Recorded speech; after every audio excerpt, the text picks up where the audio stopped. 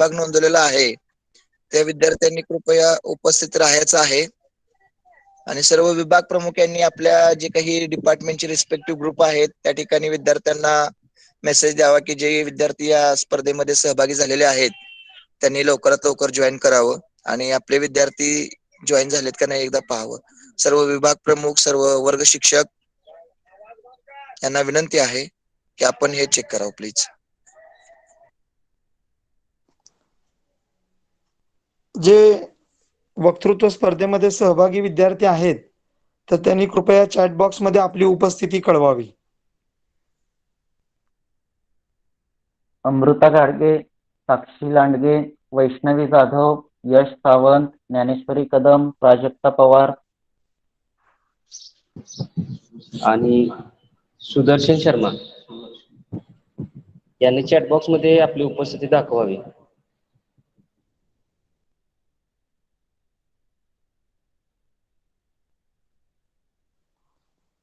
तीनच विद्यार्थी उपस्थित आहेत. अन्य विद्यार्थ्यांची ज्ञानेश्वरी कदम पण उपस्थित आहेत.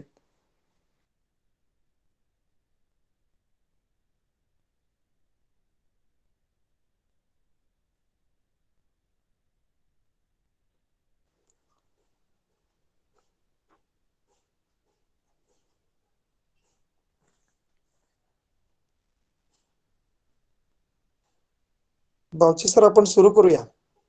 साहेब उपस्थित आहेत. Okay sir. आगतम स्वागतम सुस्वागतम. आज 15 ऑगस्ट 2021 आपला भारत देशाचा 75वा स्वतंत्रता दिवस.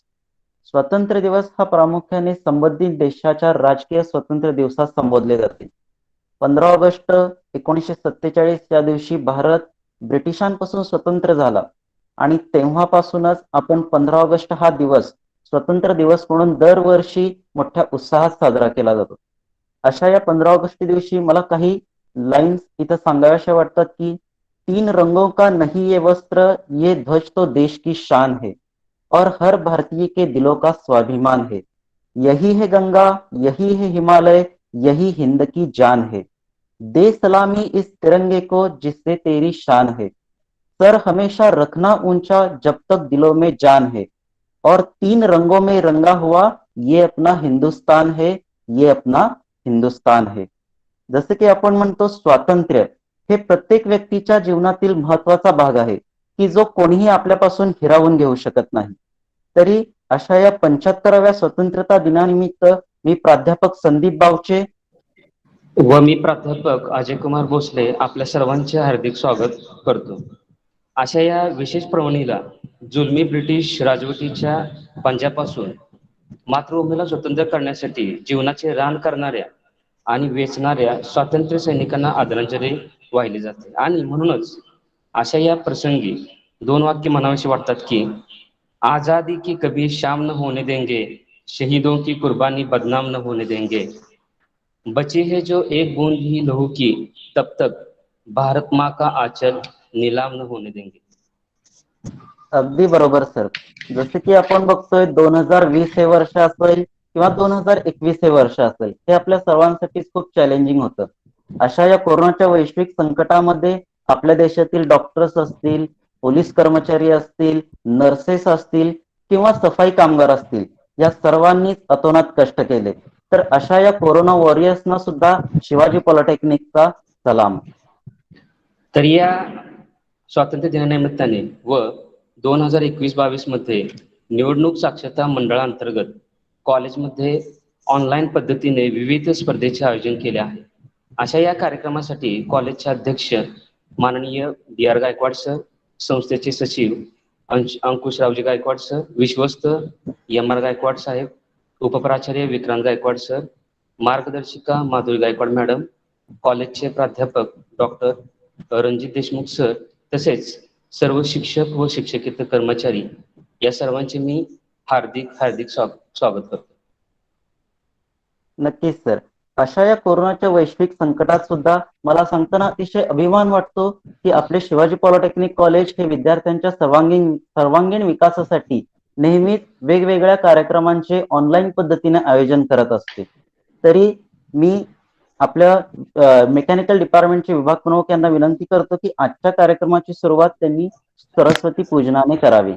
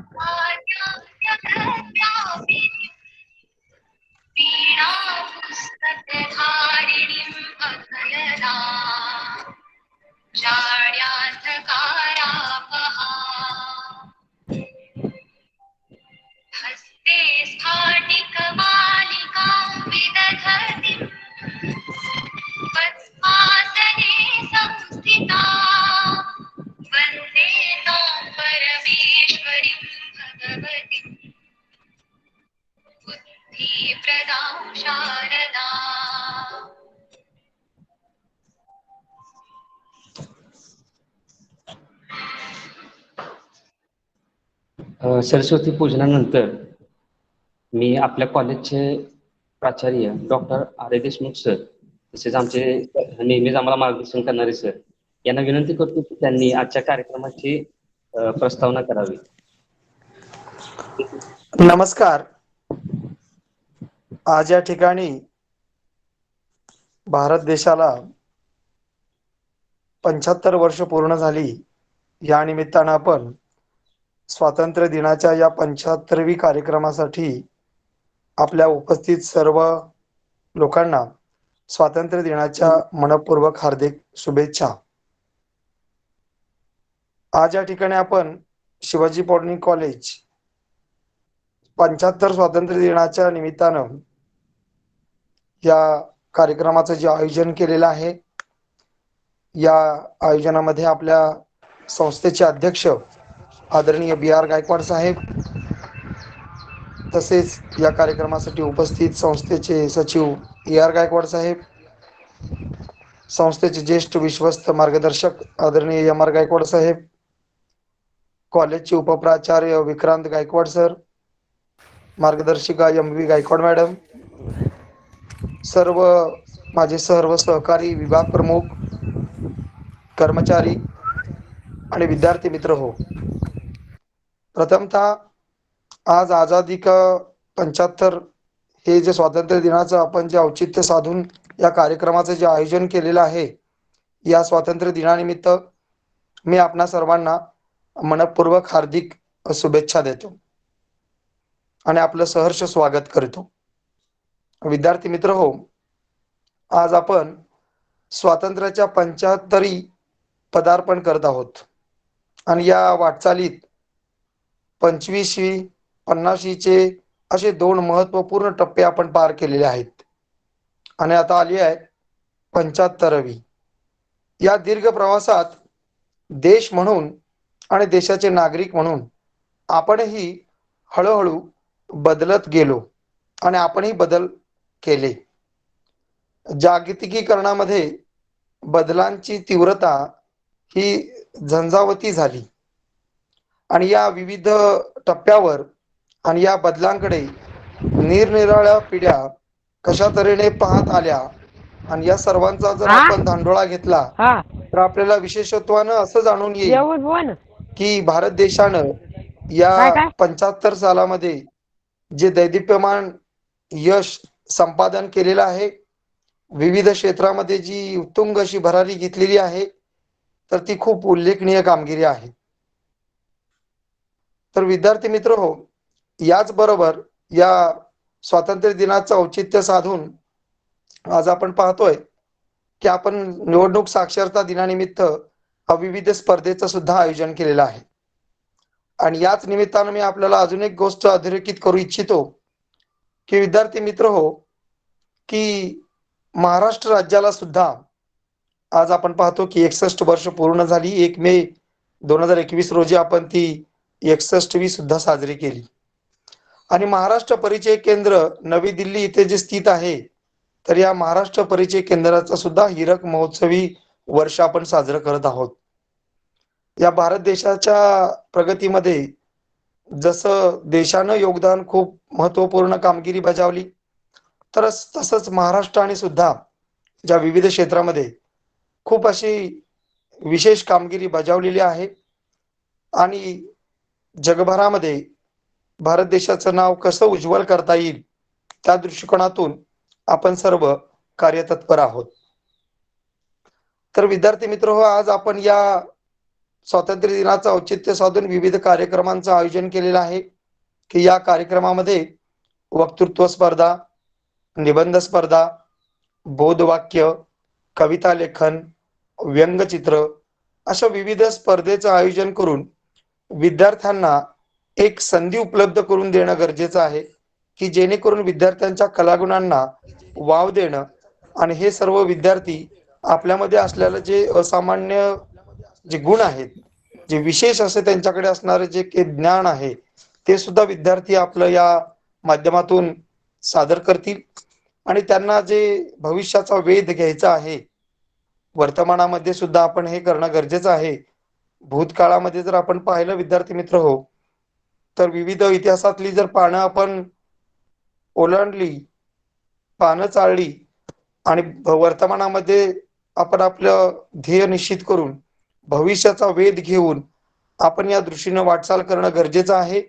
म्हणून आपल्या आईवडिलांचं, आपलं आणि शिवाजी पॉलिटेक्निक कॉलेज, आपल्या रामकृष्ण टेक्निकल एज्युकेशन सोसायटी या परिवाराचं जे स्वप्न आहे, की आपल्या कॉलेजमधील विद्यार्थ्यांना त्यांना जे त्यांच्या आईवडिलांचं जे स्वप्न साकार करायचं आहे, त्या दृष्टीनं वाटचाल करण्याच्या दृष्टीनं, त्यांचा सर्वांगीण विकास करण्याच्या दृष्टीनं अशा विविध उपक्रमांचं आयोजन करणं आणि त्याच्या माध्यमातून विद्यार्थ्यांचा सर्वांगीण विकास साधणं, या माध्यमातून आपण करत आहोत. मला या ठिकाणी खूप आनंद वाटतो, की अनेक विविध स्पर्धेमध्ये विद्यार्थ्यांनी उत्स्फूर्त प्रतिसाद दिलेला आहे. आणि आपण गेल्या दशकभरातील जर शिवाजी पॉलिटेक्निक कॉलेजची जर कामगिरी पाहिली, तो आलेख जर पाहिला, तर तो नेहमीच चढत्या क्रमानं राहिलेला आहे. आणि जे विशेष असे दैदिप्यमान यश जे गेल्या दशकभरामध्ये आपल्या शिवाजी पॉलिटेक्निक कॉलेजने जे मिळवलेलं आहे, तर ते खूप वाखाणण्याजोगं आहे. क्रीडा क्षेत्र असेल, शैक्षणिक असेल, त्यानंतर करिक्युलर, एक्स्ट्रा करिक्युलर ॲक्टिव्हिटीज असतील, या प्रत्येक क्षेत्रामध्ये आपल्या कॉलेजच्या विद्यार्थ्यांनी आपला नावलौकिक सर्वदूर पसरवलेला आहे. आणि याच दृष्टिकोनातून आपल्या या शिवाजी पॉलिटेक्निक कॉलेजचा जो विजयाचा रथ आहे, तर तो अशा पद्धतीनं मार्गक्रमण करत आहे, की जेणेकरून येणारी भविष्यातील जे जागतिकीकरणाच्या युगातील जे काही आव्हान आहेत, ते पेलण्याच्या दृष्टिकोनातून सुद्धा विद्यार्थ्यांना आपण सक्षम बनवण्याच्या दृष्टीनं कायम कार्यतत्पर आहोत. मित्रहो, डॉक्टर APJ अब्दुल कलाम यांनी आपल्याला मिशन 2020 हे जे विजन दिलं होतं आणि सरत्या वर्षामध्ये 2020 मध्ये आपण ते पाहिलं, की जी भारत देशाची प्रगती आणि त्या दृष्टीनं विजन 2020 होतं. पण आपण अजूनही या जागतिकीकरणाच्या, औद्योगिकीकरणाच्या आणि तंत्रज्ञानाच्या युगामध्ये जर आपण पाहिलं, तर अजूनही आपल्याला खूप अशा संधी उपलब्ध आहेत, की ज्या संधीच्या आधारे आपण आपल्या देशाचा नावलौकिक अटकेपार झेंडा रोवू शकतो. आणि मित्र हो, या दृष्टिकोनातूनच आपण या विविध कार्यक्रमांचं आयोजन करणं, विद्यार्थ्यांना प्रोत्साहन देणं आणि त्या शैक्षणिक गुणवत्तेमध्ये सुद्धा आपण पाहिलं, की आपले विद्यार्थी कशा पद्धतीनं कामगिरी करत आहेत. तर आपला या निमित्तानं खूप उत्सुकता आहे अनेक विद्यार्थ्यांना, की अनेकांची मनोगत आपल्याला ऐकायची आहेत आणि या माध्यमातून आपल्याला एक संदेश द्यायचा आहे, की स्वातंत्र्य दिन या आभासी युगामध्ये दूरदृश्य प्रणालीच्या माध्यमातून सुद्धा आपण खूप चांगल्या पद्धतीने साजरा करत आहोत, की आपल्या जिल्ह्यामध्ये सुद्धा टाळेबंदी असल्यामुळे आपल्यालाही तो जो आपला स्वातंत्र्य दिन आहे तर तो साजरा करत असताना आभासी माध्यमातून साजरा करत आहोत. हे काही क्षणचित्र आहेत की जे आपण पूर्वी स्वातंत्र्य दिन साजरा केला. अतिशय उत्साहानं आपण आपल्या कॉलेजमध्ये हा स्वातंत्र्य दिन साजरा करत असतो विद्यार्थी मित्र हो. तर मी आपल्या सर्वांचा जास्त वेळ न घेता पुनश्च एकदा या कार्यक्रमासाठी उपस्थित संस्थेचे आदरणीय अध्यक्ष बी आर गायकवाड साहेब, संस्थेचे सचिव ए आर गायकवाड साहेब, तसेच संस्थेचे ज्येष्ठ विश्वस्त आदरणीय एम आर गायकवाड साहेब, उपप्राचार्य गायकवाड सर, गायकवाड मॅडम, सर्व विद्यार्थी त्यांना सुद्धा मी परत एकदा या स्वातंत्र्य दिनाच्या मनपूर्वक हार्दिक शुभेच्छा देतो. धन्यवाद. धन्यवाद सर. तुमचं नेहमीच आम्हाला मार्गदर्शन असतं. धन्यवाद सर. धन्यवाद सर. जसं की सरांनी आपल्या प्रस्तावनेमध्ये सांगितलं की आपले शिवाजी पॉलिटेक्निक कॉलेज हे विद्यार्थ्यांच्या सर्वांगीण विकासासाठी त्यांना नेहमीच एक प्लॅटफॉर्म उपलब्ध करून देत असतं. तसंच एक प्लॅटफॉर्म आज आपण उपलब्ध त्यांना करून देत आहोत की जे 2021-22 मध्ये निवडणूक साक्षरता अभियानाअंतर्गत आपल्या कॉलेजमध्ये आपण निबंध स्पर्धा, वक्तृत्व स्पर्धा, व्यंगचित्र, बोधवाक्य व कविता लेखन अशा विविध स्पर्धांचं आयोजन केलेलं आहे.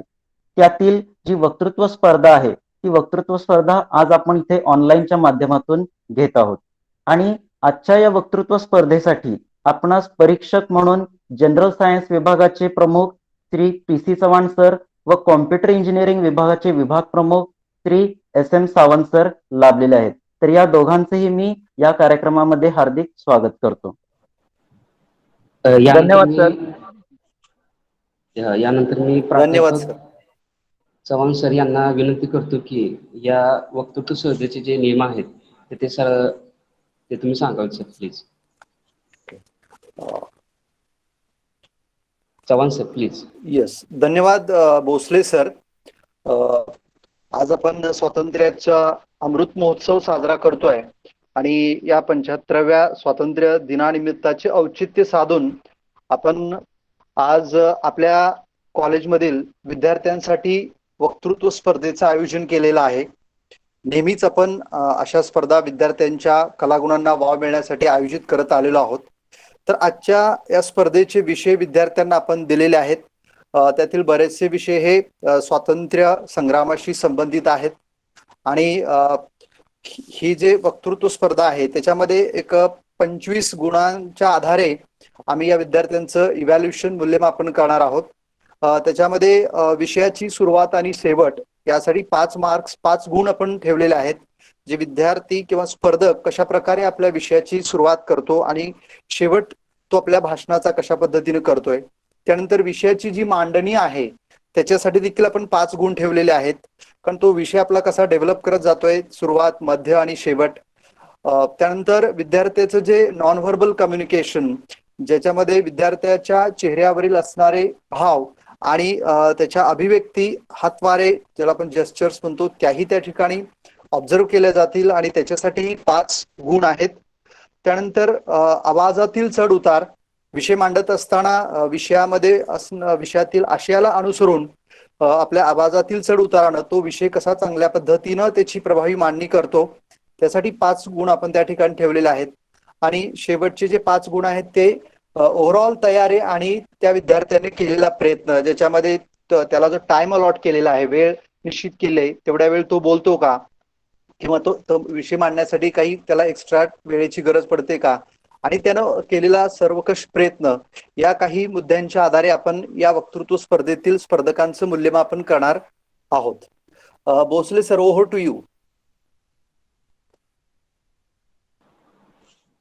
वक्तृत्व स्पर्धेतील पहिली स्पर्धक अमृता घाडगे FYCO यांनी आपले भाषण सुरू करावे. हो, हा. आणि स्पर्धकांना एक विनंती आहे की आपलं भाषण देत असताना तुम्ही आपला व्हिडिओ ऑन करायचा आहे, जेणेकरून जे जजेस आहेत त्यांना तुमच्या जे काही बॉडी लँग्वेज आहे किंवा चेहऱ्यावरील भाव आहे ते पाहता येतील आणि त्या पद्धतीनं गुणदान करता येईल. हो, नक्कीच सर. अमृता गाडगे, प्रथमतः तुमचं व्हिडिओचा जो स्क्रीन आहे तो स्क्रीन शेअर करावा.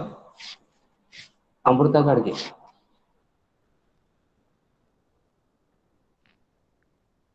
अमृता गाडगे प्रेझेंट आहे. Present sir. Yes yes yes, you are visible. परीक्षकांनी जे नियम सांगितले ते नियम तुम्ही पाळावे. हा yes sir. Yes. Start now sir.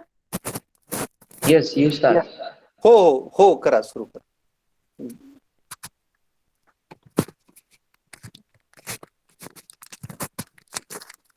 आपलं नमस्कार. विषयाचं नाव पण सांगा.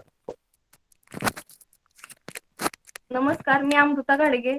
आज स्वातंत्र्य दिनानिमित्त आपणा सर्वांना शुभेच्छा देते. आदरणीय व्यासपीठावर उपस्थित असणारे सर्व शिक्षक वृंद, इतर कर्मचारी व माझ्या मित्रमैत्रिणींना, आज मी तुम्हाला स्वातंत्र्य संग्रामातील स्वातंत्र्य सेनानीचे योगदान याबद्दल काही 2 शब्द सांगते. ते तुम्ही शांतचित्त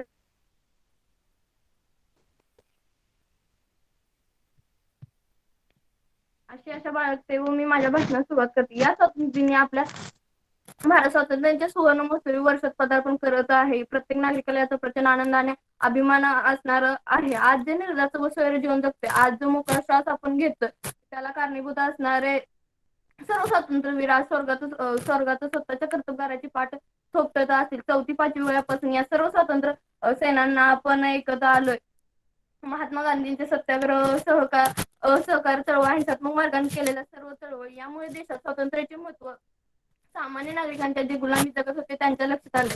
लाल बाल पाल त्रेने तर सर्व स्वातंत्र्य सम्राटची धुळा पेलेली. आझाद भगतसिंग राजगुरू, सुखदेव कानोरे, अशफाक उल्ला खान, रामप्रसाद बिस्मिल यासारख्या जहालवादी क्रांतिकारांनी स्वतःच्या कुटुंबात तुळशीपत्र ठेवले. माझा देश स्वतंत्र व्हावा, माझा देश स्वतंत्र व्हावा या एका ध्येयाने पेटलेले हे तरुण हे स्वातंत्र्य सम्राट स्वतःचे बलिदान देऊन गेले. आज आपणा सर्वांना जर प्रश्न विचारला की स्वातंत्र्यवीरांची नावे सांगा, तर आपल्याला समोर महात्मा गांधी, सावरकर, टिळक, भगतसिंग, राजगुरू इथपर्यंत आली की आपली यादी अडथळा लागते. कटू आहे पण सत्य आहे. त्यामुळे काही यज्ञाचा स्त्री स्वातंत्र्य सेनानी ज्यांनी स्वातंत्र्यासाठी आहुती दिली त्यांच्याबद्दल मला बोलायला आवडेल.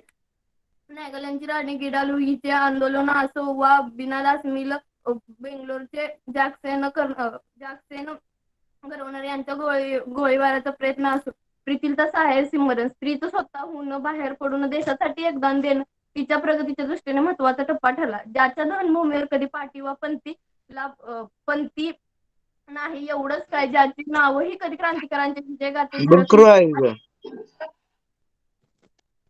अशा तरुण भारतीय क्रांतिकारी स्त्रियांच्या कहाण्या भारतीय स्त्रियांच्या मान अभिमानाने उंचावणाऱ्या अशा आहेत. प्रीतीलता गेली, परंतु तिने किंवा सारख्या असंख्य सक्रिय असलेल्या ताकदीतून तिने दाखवून दिले. स्त्री बदलत गेली, स्वतःहून प्रगतीचा विचार करत गेली. या साऱ्या प्रवासात भारतीय स्वातंत्र्य लढ्यातील तिचं योगदान खूप महत्वाचं राहील.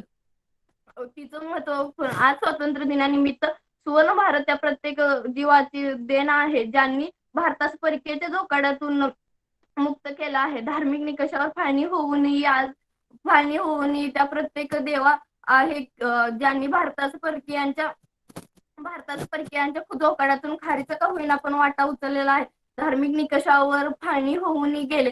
पाऊण शतक आपला भारत अखंडावर सर्व जाती धर्माची वस्त्रे पांघरून गुन्हा गोविंदा नाचतो. हे स्वातंत्र्य टिकवता आले पाहिजे. यासाठी धर्म आणि जातीपातीवर राजकारण करणाऱ्यांना भारतातील एकत्र भग्न करून पाहणाऱ्या व्यक्तींना वेळीच ठेचले पाहिजे, तरच आपला भारत खऱ्या अर्थाने स्वतंत्र होईल व सारे जहासे आजच्या बनवू शकेल. एवढे बोलून मी माझे 2 शब्द संपवते. जय हिंद, जय महाराष्ट्र.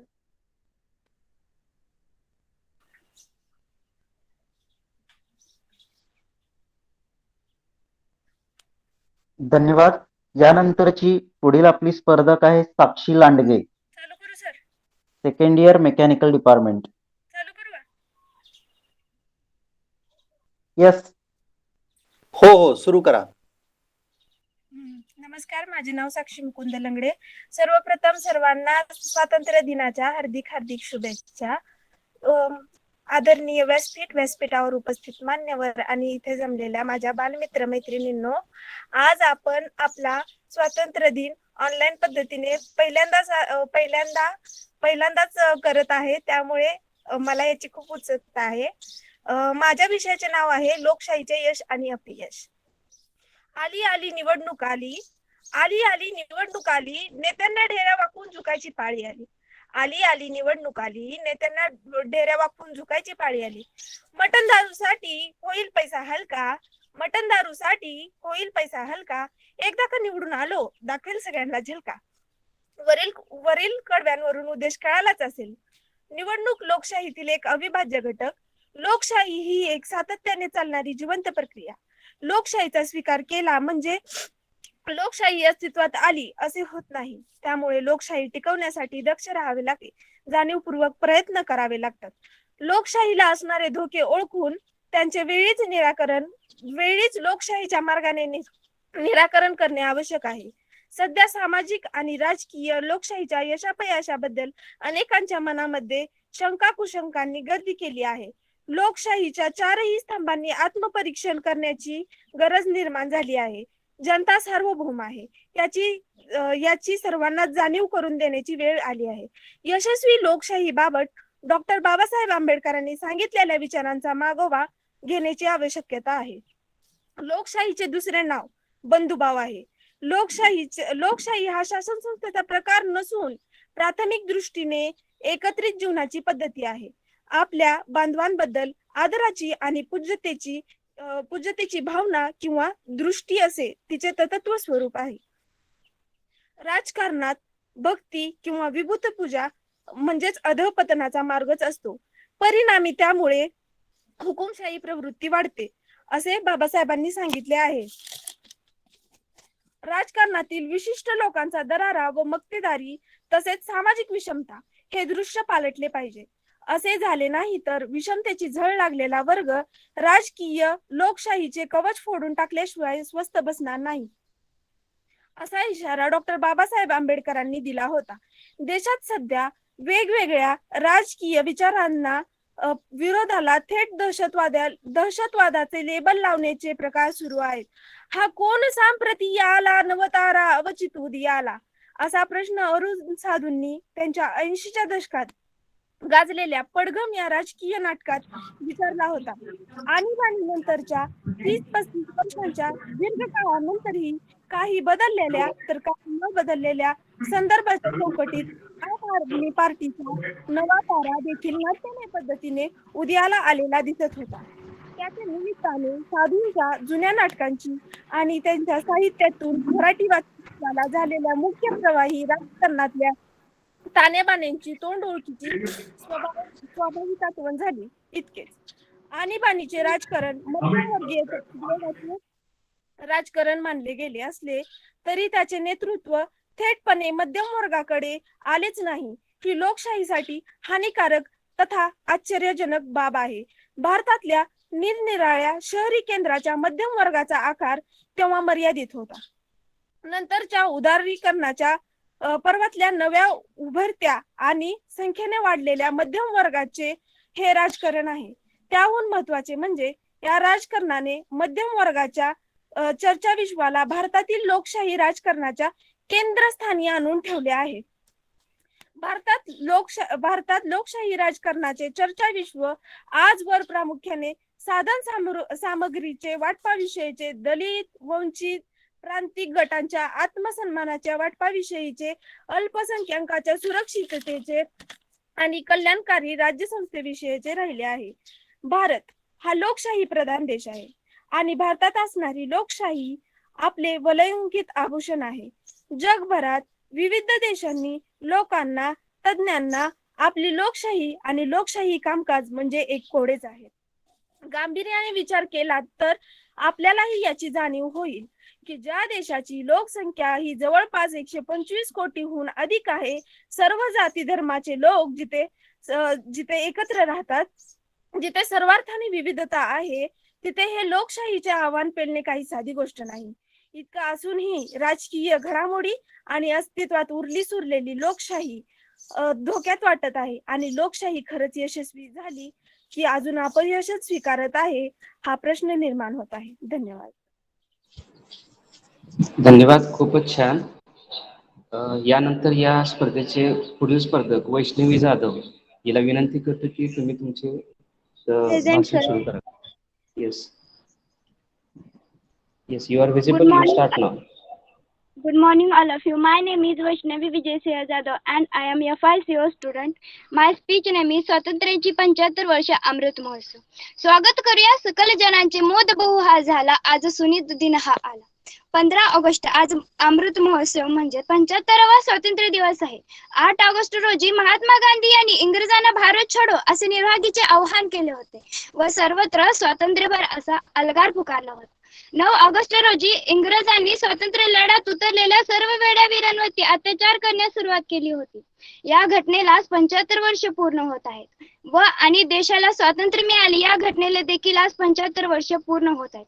या सगळ्यांमुळेच आज आपण स्वतंत्र भारतामध्ये श्वास घेऊ शकत आहोत. आज ज्या स्वातंत्र्याचा आपण उपभोग करत आहोत ते स्वातंत्र्य आपल्याला झपाटलेल्या वीरांच्या कर्तृत्वातूनच मिळालेले आहे. आपण आपल्या सर्व पूर्वजांच्या स्वातंत्र्यासाठी जीवाची बाजी लावली, घरावरती कुटुंबावरती तुळशी पत्र ठेवले. त्या सर्वांचे त्यांचे वंशज म्हणून आपले 130 कोटी भारतीयांचे हे कर्तव्य आहे की आपण त्या सर्वांचे स्मरण करावे. ज्या महान उद्दिष्टांसाठी हे महापुरुष इंग्रजांसाठी आयुष्यभर लढले त्या उद्दिष्टांची पूर्तीसाठी आपण शपथ घ्यायला हवी की ज्या भारताचे स्वप्न त्यांनी पाहिले होते, जोपासले होते, समृद्ध भारत त्यांनी स्वप्न पाहिले होते, ती संकल्पना पाहिली होती, त्या संकल्पनेच्या पूर्तीसाठी आपण प्रत्येकाने काही ना काहीतरी करण्याची जबाबदारी घेऊन आपले कर्तव्य निभावलेच पाहिजे. प्रत्येक भारतीयाचे हे स्वप्न असायला हवे की मी देशासाठी काहीतरी करेन. राणा बर्किता, क्रांतिकारक चंद्रशेखर आझाद, आपण जेव्हा या महापुरुषांचे स्मरण करतो तेव्हा आपल्याला देशासाठी काहीतरी करण्याची प्रेरणा मिळते. बंधू भगिनींनो, आपण सर्व स्वातंत्र्यानंतर जन्माला आलो आहोत. जे लोक देशासाठी लढले, देशासाठी मरण्याची त्यांना संधी मिळाली, ते लोक अमर झाले. आपल्याला मात्र हे सौभाग्य लाभले नाही. मात्र आपण आपले ऑगस्ट क्रांतीचे 75वे वर्ष साजरे करतोय. ते आपल्या सर्वांनी एक संकल्प करायला हवा की मी चंद्रशेखर, भीमा नायक, राणा बर्किदार, तंटा भिल्ले यांच्यासारखे देशासाठी मरण्याची संधी तर मिळाली नाही, मात्र देशासाठी कार्य करण्याची संधी मिळालेली आहे. आपली कसोटी यातच नसते की आपण बलिदान दिले तरच महान होऊ. आज देशासाठी बलिदान देण्याची गरज नाही तर जिवंत राहून देशासाठी कार्य करण्याची गरज आहे. गाव असो, गरीब पीडित जनता असो, दलित पीडित वंचित यांच्या सर्वांच्या आयुष्यात बदल आणण्यासाठी, सुख आणण्यासाठी, त्यांची स्वप्ने पूर्ण करण्यासाठी प्रत्येक भारतीयाची ही जबाबदारी नाही का? 75 वर्षाच्या प्रवासात एक वर्ष पाऊल पुढे टाकत आज जे देश इथे पोहोचला आहे. 75 वर्ष अनेक लोकांनी योगदान आहे. असे प्रकारच्या लोकांचे योगदान स्वीकारून त्यांचे स्मरण करून आपण सन्मान पुढे मार्गदर्शन करून देशाचा विकास होतो. याच मंत्राच्या आधारे आपण पुढे झालो आहोत. देश स्वतंत्र झाल्यानंतर 1960 मध्ये भारतात हरित क्रांती घडून आली. 130 कोटी भारतीयांनी लोकांना अन्नधान्य पुरेल अशी योजना हरित क्रांतीतून घडून आली. भारतीय स्वतंत्र लढ्यात मोठा सत्याग्रह हा निर्णय काही क्षणापैकी एक आहे. याला दांडी यात्रा असे इतिहासात उल्लेख केला आहे. याच घटनेला 91 वर्ष पूर्ण होत आहेत. याच वेळी देशाला अमृत महोत्सव ही साजरा केला जात आहे. स्वातंत्र्याला 75 वर्ष पूर्ण होत असताना देशातील 75 वर्ष स्वातंत्र्य लढ्यातील 75 महत्वाच्या ठिकाणी घटकांची आठवण केली जाणार आहे. स्वातंत्र्य लढ्यातील अनेक महत्वाच्या घडामोडी ज्या देशाला विसर पडला आहे, आज घडामोडी या माध्यमातून आज पिढी समोर ठेवल्या जाणार आहेत. तसेच विज्ञान युगात वेगवेगळे शोध लागले. कोरोनामुळे शाळा बंद पडल्या तरी पण ऑनलाईन पद्धतीने विद्यार्थी शिकू लागले. त्यातून त्यांचे वय व शिक्षण देखील वाया गेले नाही. शस्त्रास्त्र निर्मितीस आज भारत देश स्वयंपूर्ण बनला आहे. थोड्याच वर्षात भारत देश एक महासत्ता देश म्हणून ओळखला जाईल. अशा या भारत देशाला मी शतदा नमन करते. जय हिंद, जय भारत. धन्यवाद. धन्यवाद वैष्णवी जाधव. यानंतर या स्पर्धेचे पुढील स्पर्धक यश सावंत याला मी विनंती करतो की तुम्ही तुमचे भाषण सुरू करावे. यश सावंत. नमस्कार. चालू करू का? Yes yes, you start now. नमस्कार. माझं नाव यश संभाजी सावंत. मी आज लोकशाहीचे यश व अपयश या विषयावर भाष्य करणार आहे. तर मला ही भाषणाची संधी पुरवणारे शिवाजी पॉलिटेक्निकचे प्राध्यापक माननीय श्री रणजितसिंह देशमुख यांचा मी आभारी आहे. तर विद्यार्थी मित्र, आज 15 ऑगस्ट तुम्हा सर्वांना माहीतच असेल की याच दिवशी आपण ब्रिटिशांपासून स्वतंत्र झालो व स्वतंत्र भारताचा निर्माण करण्यात आला. मग स्वतंत्र भारताचं निर्माण केल्यानंतर आपल्या सगळ्यांपुढे सर्वात मोठा प्रश्न उभा होता. तो म्हणजे आपण स्वातंत्र्य तर झालो, पण हा देश चालवायचा कसा? तर हा सर्वात मोठा प्रश्न होता. परंतु या प्रश्नाचं उत्तर काही आपल्या देशातल्या काही बुद्धिजीवींनी हुडकून काढलं. तर होय मित्र, या प्रश्नाचं उत्तर आहे लोकशाही.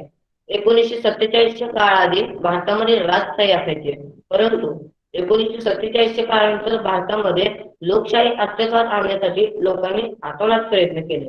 तर माझ्या भाषेच्या मुद्द्यावर जाण्यापूर्वी मला एक गोष्ट सांगायची वाटते की एक माणूस असतो, तो त्याच्या ऑफिसमध्ये नवनवीन नियुक्त झालेला असतो. तर त्याचा वरिष्ठ अधिकारी त्याला एक प्रिंट काढण्याचं काम देतो. तर तो माणूस प्रिंट काढतो, पण त्या प्रिंटरने चुकीची प्रिंट निघते. मग तो दुसऱ्या प्रिंटरवरती प्रयत्न करतो, त्यातूनही त्याला चुकीची प्रिंट दिसते. तर असं तिसऱ्या चौथ्या प्रिंटरवरून प्रयत्न करतो, तेव्हाही त्याला चुकीचं दिसते. शेवटी तो त्याच्या वरिष्ठ अधिकारीकडे जातो व सर्व सांगतो. मग त्याचा वरिष्ठ अधिकारी त्याला कुठं चुकी आहे ते सांगतो व दुरुस्ती करायला सांगतो. मग यातून आपल्याला शिकायला मिळते की काय काय आपण ज्या गोष्टीच्या चुका काढत असतो, खऱ्या आयुष्यामध्ये त्या गोष्टी चुकीच्या नसतात. काही ठिकाणी आपण सुद्धा चुकीचे असू शकतो. त्यातून आपल्याला कळण्यात येते की दुसऱ्यांना चुकीचे ठरवण्याआधी आपण स्वतः किती बरोबर आहे ते पाहिले पाहिजे. तर लोकशाहीमध्ये सुद्धा असं घडतं. आपण लोकशाहीला म्हणतो लोकशाही कमजोर होत चालली, लोकशाही बिघडत चालली आहे, ही आपण नुसती भाषणच देतो. परंतु जर बारकाईने आपण बघितलं तर लोकशाहीला काळीमा फसवणारी लोक कोण निवडून देतो? तर ते आपणच निवडून देतो. त्यामुळे काही ठिकाणी आपण सुद्धा लोकशाही इतपत कमी करण्यासाठी आपण सुद्धा योगदान देत आहोत. त्यामुळे आपण पहिल्यांदा बघितलं पाहिजे की आपल्या नेता काय पण चुकीचं करत असेल, परंतु त्याला आपणच निवडून देतो. तर लोकशाही म्हणजे काय? तर त्याला आपण डेमोक्रेसी असं म्हणतो. तर लोक म्हणजे जनता आणि शाही म्हणजे एखाद्या व्यक्तीसाठी सत्ता देणे.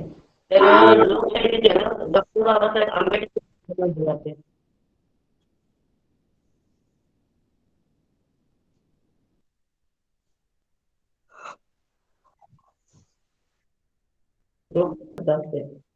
लोक स्वतंत्र होणे, ते सक्षम होणे, हे लोकशाहीचं ध्येय आहे. लोकशाहीमध्ये प्रत्येक नागरिकाला विकास करण्याची संधी मिळाली. आता आर्थिक असो किंवा सामाजिक असो किंवा कोणताही असो, हे मग लोकशाहीचे मोठे यश मानले जाते. समाजाच्या हितासंबंधाचे संरक्षण करणे, लोकमताला प्राधान्य देणे, जनशक्तीला श्रेष्ठ करणे, शांतता व सुरक्षिततेला प्राधान्य देणे, हे सर्व लोकशाहीचे गुणच आहेत. तर आपण लोकशाहीमुळे एवढे यश तर मिळालं, पण आपण तितकेच लोकशाहीमुळे अपयशी सुद्धा झालो.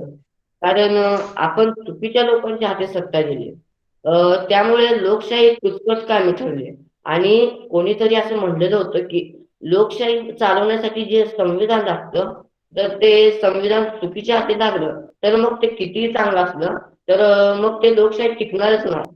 आणि जर आपल्याला लोकशाही टिकवायची असेल तर सर्वांच्या मतांना वाव दिली पाहिजे, सर्वांचा आदर केला पाहिजे.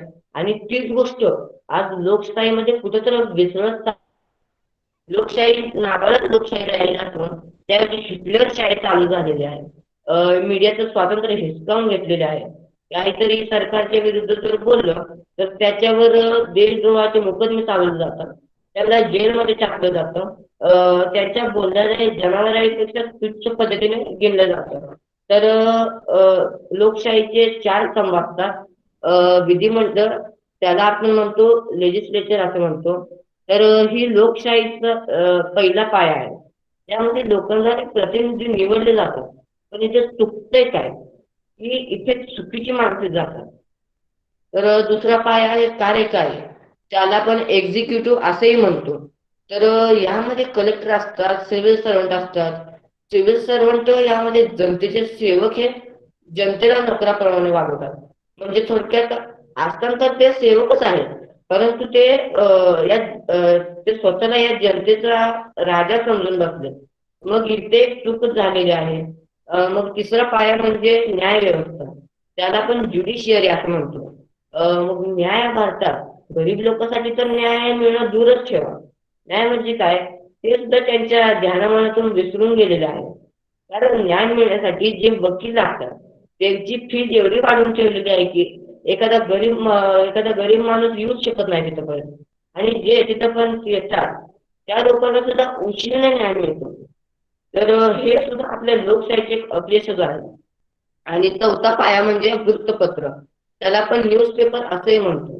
तर ह्यामध्ये सर्व राजनैतिक खबऱ्या छापू दिल्या जात नाहीत. त्यांच्या छापण्यावर वेगवेगळी बंधने निर्बंधने लावलेली आहेत. आणि लोकशाहीमध्ये सर्वात मोठा मुद्दा आहे की सरकारला प्रश्न विचारला जातो मीडियाद्वारा, परंतु आजकाल आपण असे पाहतो की मीडिया हे सरकारला प्रश्न विचारण्याऐवजी ते विपक्षाला प्रश्न विचारताय. हे सर्वात मोठं कारण आहे आणि हे सर्वात मोठं षडयंत्र आहे लोकशाहीच्या विरुद्ध. कारण जे सर्वात महत्वाचं जे स्तंभ आहे लोकशाहीचं ते म्हणजे वृत्तपत्र. हेच कोणाच्यासाठी तरी आता विकले गेलेलं आहे. आणि वृत्तपत्र एक बातम्या छापण्याचं जे साधन आहे, परंतु ते आजकाल कोणाच्या तरी वैयक्तिकच उपलब्धी छापण्यासाठी वापरले जातात. तर आपण आता स्वातंत्र्य तर झालो, पण जर आपल्याला हेच स्वातंत्र्य जर युगाने टिकवायचे असेल तर लोकशाही आपण मजबूत केली पाहिजे. आणि लोकशाही आपल्याला मजबूत करण्यासाठी सर्व लोकांनी विचार केला पाहिजे, सर्व लोकांनी एकत्रित आले पाहिजे आणि सर्व लोकांनी शिकून संघटित होऊन संघर्ष केला पाहिजे. तरच आपण लोकशाही टिकवू शकतो. तर एवढे बोलून मी माझे भाषण इथेच संपवतो. जय हिंद, जय भारत. अतिशय उत्कृष्ट यश, त्याने आपल्या भाषणामध्ये लोकशाहीबद्दल आपल्याला माहिती सांगितली. यानंतर आजच्या वक्तृत्व स्पर्धेची पुढील स्पर्धक सेकंड इयर इलेक्ट्रॉनिक्सची विद्यार्थिनी ज्ञानेश्वरी कदम यांनी आपले भाषण सुरू करावे. ज्ञानेश्वरी कदम. हा सर, आवाज येतोय सर? हो येतोय, सुरू करा. स्वतंत्र भारताचे सुजाण भारतवासी बंधू आणि बहिणींनो, सर्वांना प्रथमतः नमस्कार. आज सर्व भारतीयांसाठी आनंदाचा आणि उत्साहाचा, अभिमानाचा, गर्वाचा दिवस होय. आज स्वातंत्र्य दिवस. नमस्कार, मी ज्ञानेश्वरी कदम, इलेक्ट्रॉनिक्स अँड टेलिकम्युनिकेशनची विद्यार्थी. आपल्यासमोर विषय घेऊन आले स्वातंत्र्य संग्रामातील स्वातंत्र्य सेनानीचे योगदान. आज जे स्वातंत्र्य आपण उपभोगत आहोत ते स्वातंत्र्य ज्या ज्ञात अज्ञात देशभक्तांच्या त्यागामुळे, समर्पणामुळे आणि बलिदानामुळे मिळाले, अशा सर्व महात्म्यांना आणि त्यांच्या महान कार्याला माझा नमस्कार. आजचा दिवस म्हणजे असंख्य देशभक्तांनी आपल्या प्राणाची आहुती देऊन जुलमी ब्रिटिश राजवटीपासून आपल्याला मुक्त केले, तो मुक्तीचा दिवस. आजचा दिवस म्हणजे अन्यायी ब्रिटिश शासन ते स्वतंत्र भारत असा थक्क करणारा प्रवास, ज्या महापुरुषांच्या त्यागामुळे शक्य झाला, त्यांच्या त्यागाची जाणीव करून देण्याचा दिवस. आराम चैन जीवनातून हद्दपार करून संपूर्ण जीवन ब्रिटिशांना देशातून हद्दपार करण्यासाठी अर्पण केली, त्या वीरांच्या जीवन कार्याला नमन करण्याचा दिवस. आपल्याला आपल्या देशाच्या स्वातंत्र्याची जाणीव चिरकाळ टिकावी यासाठी हा सुवर्ण दिवस. अशाच या सुवर्ण दिवशी ज्यांनी आपल्या प्राणाची आहुती देऊन आपल्याला स्वातंत्र्य मिळवून दिले, त्या सर्वांसाठी मी 2 शब्द बोलू इच्छिते. आज समाजाची परिस्थिती पाहिली तर मन खिन्न होते. आज कित्येकांना ना स्वातंत्र्याची किंमत आहे, ना देशभक्तांच्या त्यागाची किंमत. आज समाजातील भ्रष्टाचार, गुन्हेगारी, अस्वच्छता, वर्तमानपत्रातील रोजचे अवाचनीय बातम्या पाहून मनात विचार येतो, याचसाठी मिळाले का स्वातंत्र्य? याचसाठी दिले का लाखोंनी बलिदान? महात्मा गांधीजींनी चले जाओचा नारा दिला, तो जुलमी इंग्रजांना भारतातून पळून लावण्यासाठी. पण आज आपल्याला हाच नारा द्यायचा आहे, तो देशातील भ्रष्टाचाराला, गुन्हेगारीला आणि दहशतवादाला पळून लावण्यासाठी. स्वराज्य हा माझा जन्मसिद्ध हक्क आहे आणि तो मी मिळवणारच, असे सिंह गर्जना करून लोकमान्य टिळकांनी ब्रिटिश राजवटीला सोळकी पळ करून सोडले. पण आज आपल्याला सुंदर भारत देशात राहणे हा माझा जन्मसिद्ध हक्क आहे आणि तो मी मिळवणारच, असे म्हणून अस्वच्छतेला, रोगराईला हकलून देऊन निरोगी स्वच्छ भारत निर्माण करायचे. तुम मुझे खून दो मैं तुम्हें आजादी दूंगा, तुम मुझे खून दो मैं तुम्हें आजादी दूंगा, असे आव्हान नेताजी सुभाषचंद्र बोस यांनी केले. आणि अवघा समाज गुलामगिरी विरुद्ध एक झाला. आज भारतभूमी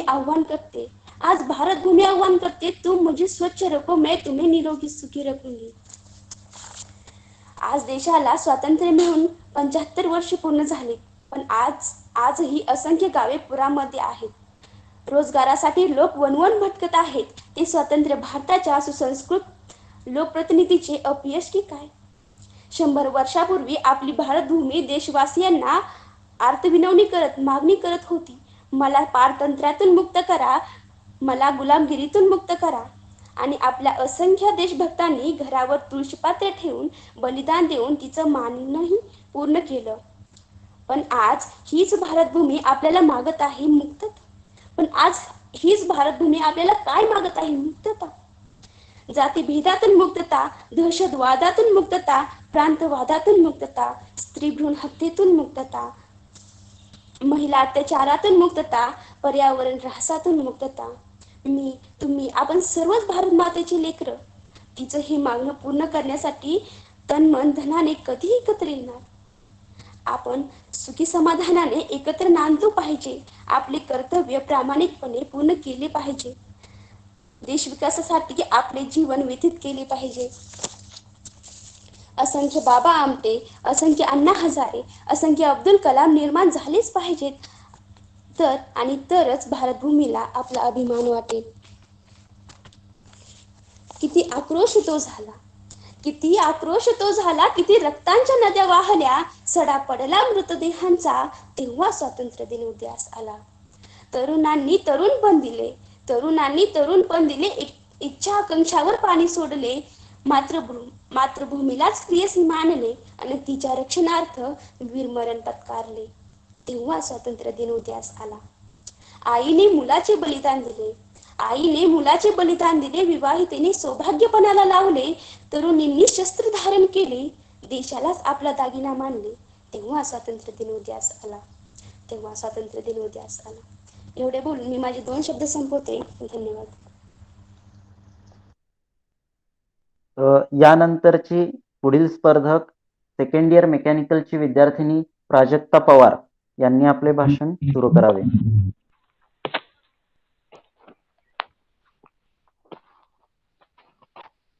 Good morning, all of you. I am Prajakta Pawar from SY Mechanical. सन्माननीय व्यासपीठावर विराजमान असलेले माननीय शिक्षकेतर कर्मचारी, बंधू भगिनींनो आणि माझ्या सर्व मित्रमैत्रिणींनो, सर्वप्रथम तुम्हाला स्वातंत्र्य दिनाच्या खूप खूप शुभेच्छा. आजच्या या प्रसंगी मला तुम्ही बोलण्याची संधी दिली त्याबद्दल मी आभार मानते. आजचा माझा बोलण्याचा विषय आहे स्वातंत्र्य संग्रामातील स्वतंत्र सेनानीचे योगदान. आज 15 ऑगस्ट म्हणजे आज आपला स्वातंत्र्य दिन. आजच्या या दिवशी म्हणजेच 15 ऑगस्ट 1947 रोजी आपल्या भारत देशाला स्वातंत्र्य मिळाले. 150 वर्ष खितपत पडलेला आपला हा भारत देश इंग्रजांच्या गुलामीतून बेडीतून मुक्त झाला. तो दिवस म्हणजे आजचा 15 ऑगस्ट दिवस. स्वातंत्र्य म्हणजे नेमकं काय होतं? स्वातंत्र्य हा एक असा शब्द होता जो प्रत्येक भारतीयांच्या नसांमध्ये रक्तासारखा संचार करत होता आणि तो त्यांचा जन्मसिद्ध हक्क देखील होता. आणि तो हक्क मिळवून देण्यासाठी भारतातील अशा काही वीर पुत्रांनी आपल्या प्राणांचीही आहुती दिली. त्यांनी प्राण ही देण्यासाठी कधी माघार घेतली नाही. त्यामध्ये भगतसिंग, राजगुरू, सुखदेव, त्यानंतर आझाद मौलाना यांची नावे अग्रगणी घेण्यास मला आनंद होतो. त्यानंतर महात्मा गांधी, लाला लजपत राय, सुभाषचंद्र बोस अशा काही नेत्यांनी आपल्या संघर्षातून व प्रखर कष्टातून आपल्या भारत देशाला स्वातंत्र्य मिळवून देण्यामध्ये त्यांचा मोलाचा खारीचा वाटा आहे. अशा काही क्रांतिकारकांसाठी माझ्या खालील 2 ओळी. ज्यांनी लिहिली स्वातंत्र्याची गाथा, त्यांच्या चरणी ठेवते मी माता. तुलसीदासांनी म्हटले आहे की पराधीन सपनेहून सुख नाही. म्हणजे गुलामगिरीमध्ये आपण असताना जे आपण पराधीन स्वप्न पाहिले आहे त्या गुलामगिरीमध्ये त्या स्वप्नांवर सुद्धा आपला हक्क नाही, अशी ही गुलामगिरी होती आणि ती इंग्रजांनी भारतावर 150 वर्ष केली. अशा या गुलामगिरीमध्ये जगत असताना आपल्या स्वतंत्र भारताचा कोणत्याही प्रकारचा झेंडा नव्हता किंवा कोणतेही संविधान नव्हते. अशा या गुलामगिरीच्या खितपत मध्ये पडलेल्या भारतीयांना ब्रिटिशांनी खूप जुलमामध्ये ठेवले. त्यांचे खूप त्रास त्यांना वेदना सहन कराव्या लागल्या. ज्यावेळेस आपल्या भारताला 15 ऑगस्ट 1947 रोजी स्वातंत्र्य मिळणार होते, यामागेही काही कारणे होती. स्वातंत्र्य देण्यासाठी कारण इंग्रज का तयार झाले, कारण त्यांची काही कारणे होती. ज्यावेळेस देशाला स्वातंत्र्य द्यायचे होते, त्यावेळेस लास्टचे व्हॉइस रॉय हे इंग्रजचे लॉर्ड माउंटबेटन होते. हे त्यांनी जेव्हा ओळखले की आता आपले भारतामध्ये काही स्थापत्य चालत नाही, त्यावेळेस त्यांनी स्वातंत्र्य देण्याचे ठरवले. ज्यावेळेस आपल्या भारताला प्रथम स्वातंत्र्य मिळाले 15 ऑगस्ट 1947 रोजी, त्यावेळेस आपल्या भारताचे पंतप्रधान पंडित जवाहरलाल नेहरू होते. पंडित जवाहरलाल नेहरू यांनी आपल्या प्रसिद्ध भाषणामध्ये अशी घोषणा केली की आता आपल्या भारत देशाला स्वातंत्र्य मिळाले आहे. आता आपला भारत देशातील नागरिक, प्रत्येक नागरिक आपल्या स्वतंत्रतेने, आपल्या हक्काने तो जगू शकतो. त्याला स्वतः विचार करण्याची एक अधिकार तो त्यांनी दिलेला आहे. भारत आणि पाकिस्तानची फाळणी हा देखील या आपल्या भारताच्या स्वातंत्र्य दिनाचा एक औचित्यपूर्वक दिवस म्हणून मानला जातो. त्यानंतर आता जगातील आपल्या जे स्वातंत्र्याविरुद्ध लढाई चालत होत्या, ज्या वसाहतवादी संघटना होत्या, त्याविरुद्ध आपल्यातील बऱ्याच अशा पुढारी लोकांनी, स्वातंत्र्य सैनिकांनी पुढे होऊन नेतृत्व केले व त्यांना नष्ट करण्याचा प्रयत्न केला. अशा या क्रांतिकारकांसाठी माझ्या खालील दोन ओळी. स्वातंत्र्यासाठी क्रांतिकारकांनी दिली आपल्या प्राणाची आहुती. गौरवशाली भारताची गाथा कोरली प्रत्येकाच्या मती.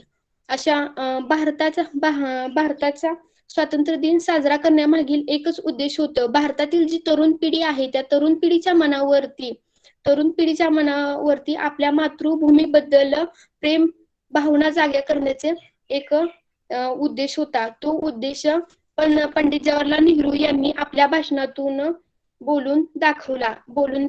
आपला भारत हा एक आता पूर्णपणे स्वतंत्र झालेला आहे आणि आपल्या भारत देशाची या देशामध्ये एक स्वतंत्र ओळख आहे. त्यानंतर जे वर्ष आले ते म्हणजे संविधानाचे वर्ष. डॉक्टर बाबासाहेब भीमराव आंबेडकर यांनी आपले संविधान लिहिले. या संविधानामध्ये त्यांनी प्रत्येक नागरिकाला आपल्या असणारा हक्क आणि समानतेचा त्यांनी उल्लेख करून दिला व त्यांची त्यांना जाणीव करून दिली की आपण ही आज आपल्या या विचाराने पुढे जाऊ शकतो, जगू शकतो. आपल्यालाही हक्क आहे, आपण या समाजामध्ये काही बोलू शकतो स्वतःच्या विचाराने. त्यानंतर डॉक्टर बाबासाहेब आंबेडकर यांचा आर्थिकदृष्ट्या असो किंवा तांत्रिकदृष्ट्या असो आपल्या भारत देशाला समृद्धीच्या मार्गावर पोहोचवण्यामध्ये डॉक्टर बाबासाहेब आंबेडकरांचा खारीचा मोठा वाटा आहे. त्यानंतर समाजामध्ये ज्यावेळेस काही लोक देशासाठी, समाजासाठी चांगले कार्य करत होते, त्यावेळेस समाजाकडून काही मानात उपाधी त्या लोकांना दिली जात होते. त्यामध्ये लोकमान्य टिळक, महात्मा गांधी, कर्मवीर भाऊराव पाटील, दादाबाई नौरोजी यांची नावे येतात. जसे की आपण पाहिलं की भाऊराव पाटील यांना कर्मवीर ही उपाधी समाजाने दिली होती. त्यानंतर पाहिलं तर लोकमान्य टिळकांना लोकमान्य ही पदवी दिली होती. त्यानंतर दादाबाई नौरोजी, भगिनी निवेदिता, त्यानंतर रवींद्रनाथ टागोर यांनी समाजामध्ये राजकारण पसरावे, तसेच समाजातील तरुण पिढी आहे त्यांनी समाजामध्ये पुढे येऊन राजकारणामध्ये प्रवेश करावा, यासाठी त्यांनी मोठ्या संघटना स्थापन केल्या. सांस्कृतिक कार्यक्रम सुद्धा त्यांनी चालू केले. त्यानंतर लाला लजपत राय, लाल बाल पाल ही त्रयी म्हणजेच लाला लजपत राय होते.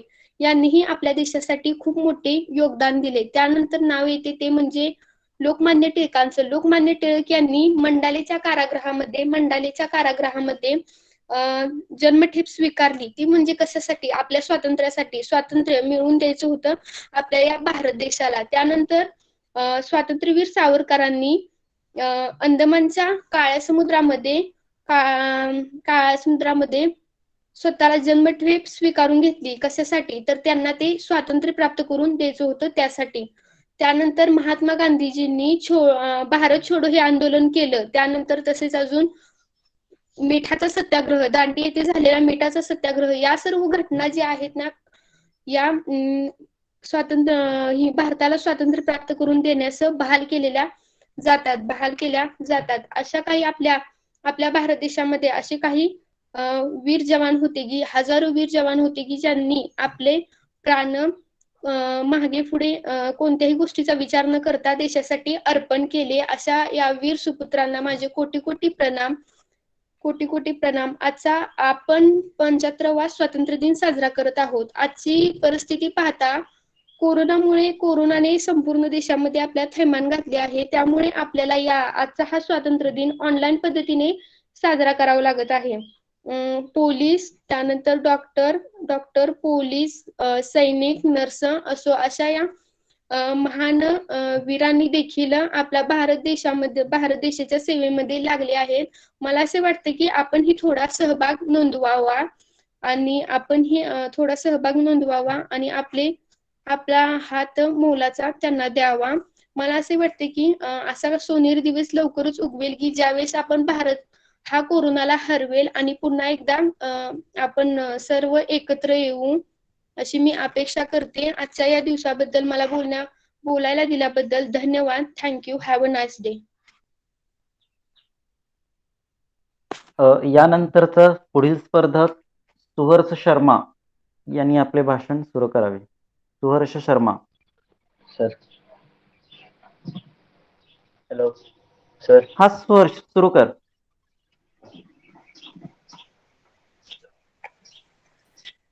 आज आपल्या देशाच्या 75व्या स्वातंत्र्य दिनानिमित्त इथे उपस्थित असलेल्या आपल्या कार्यक्रमाचे अध्यक्ष श्री गायकवाड सर व आपल्या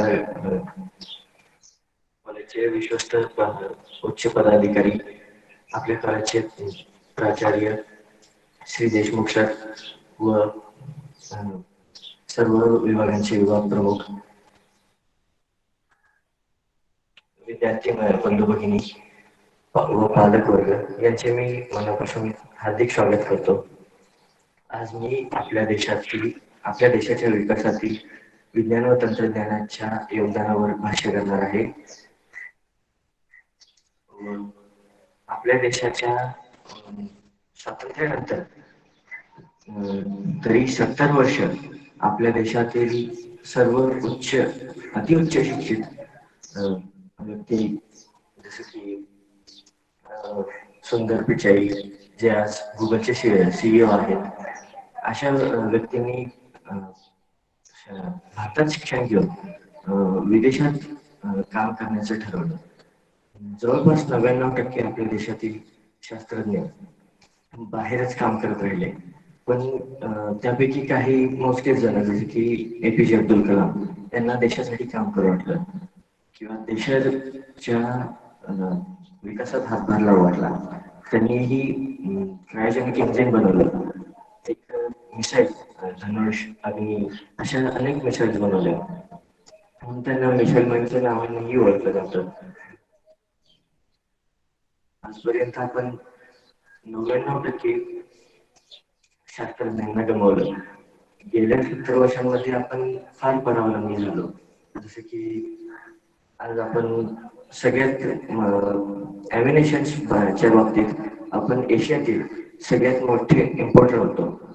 जसे की बुलेट पासून आपण AK-47 पर्यंत सर्व ॲम्युनिशन्स, गन्स, वेपनरी, आर्म्स, मिसाईल्स आपण स्वतः बनवल्या.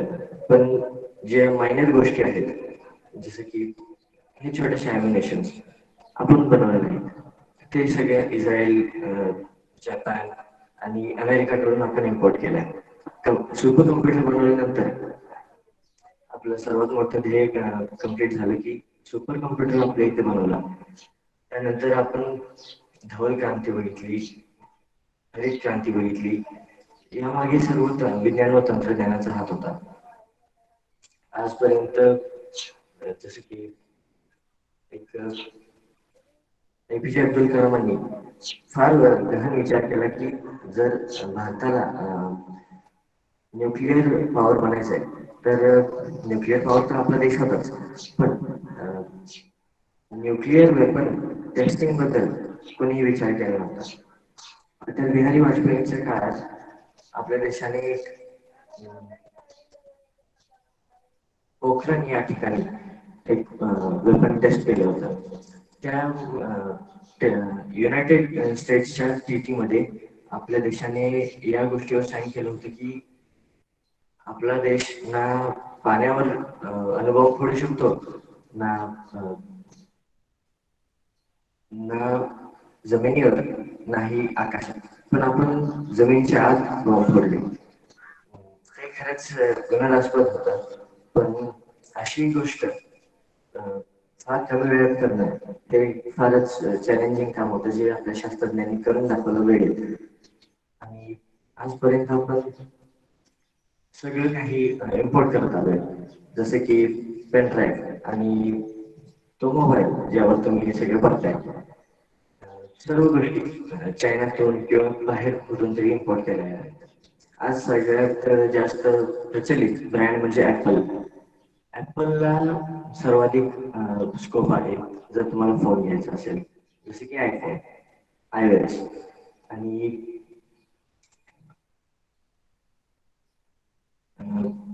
या सर्व गोष्टींचा उगम सिलिकॉन व्हॅली, अमेरिकेतील सिलिकॉन व्हॅली या ठिकाणाहून होतो.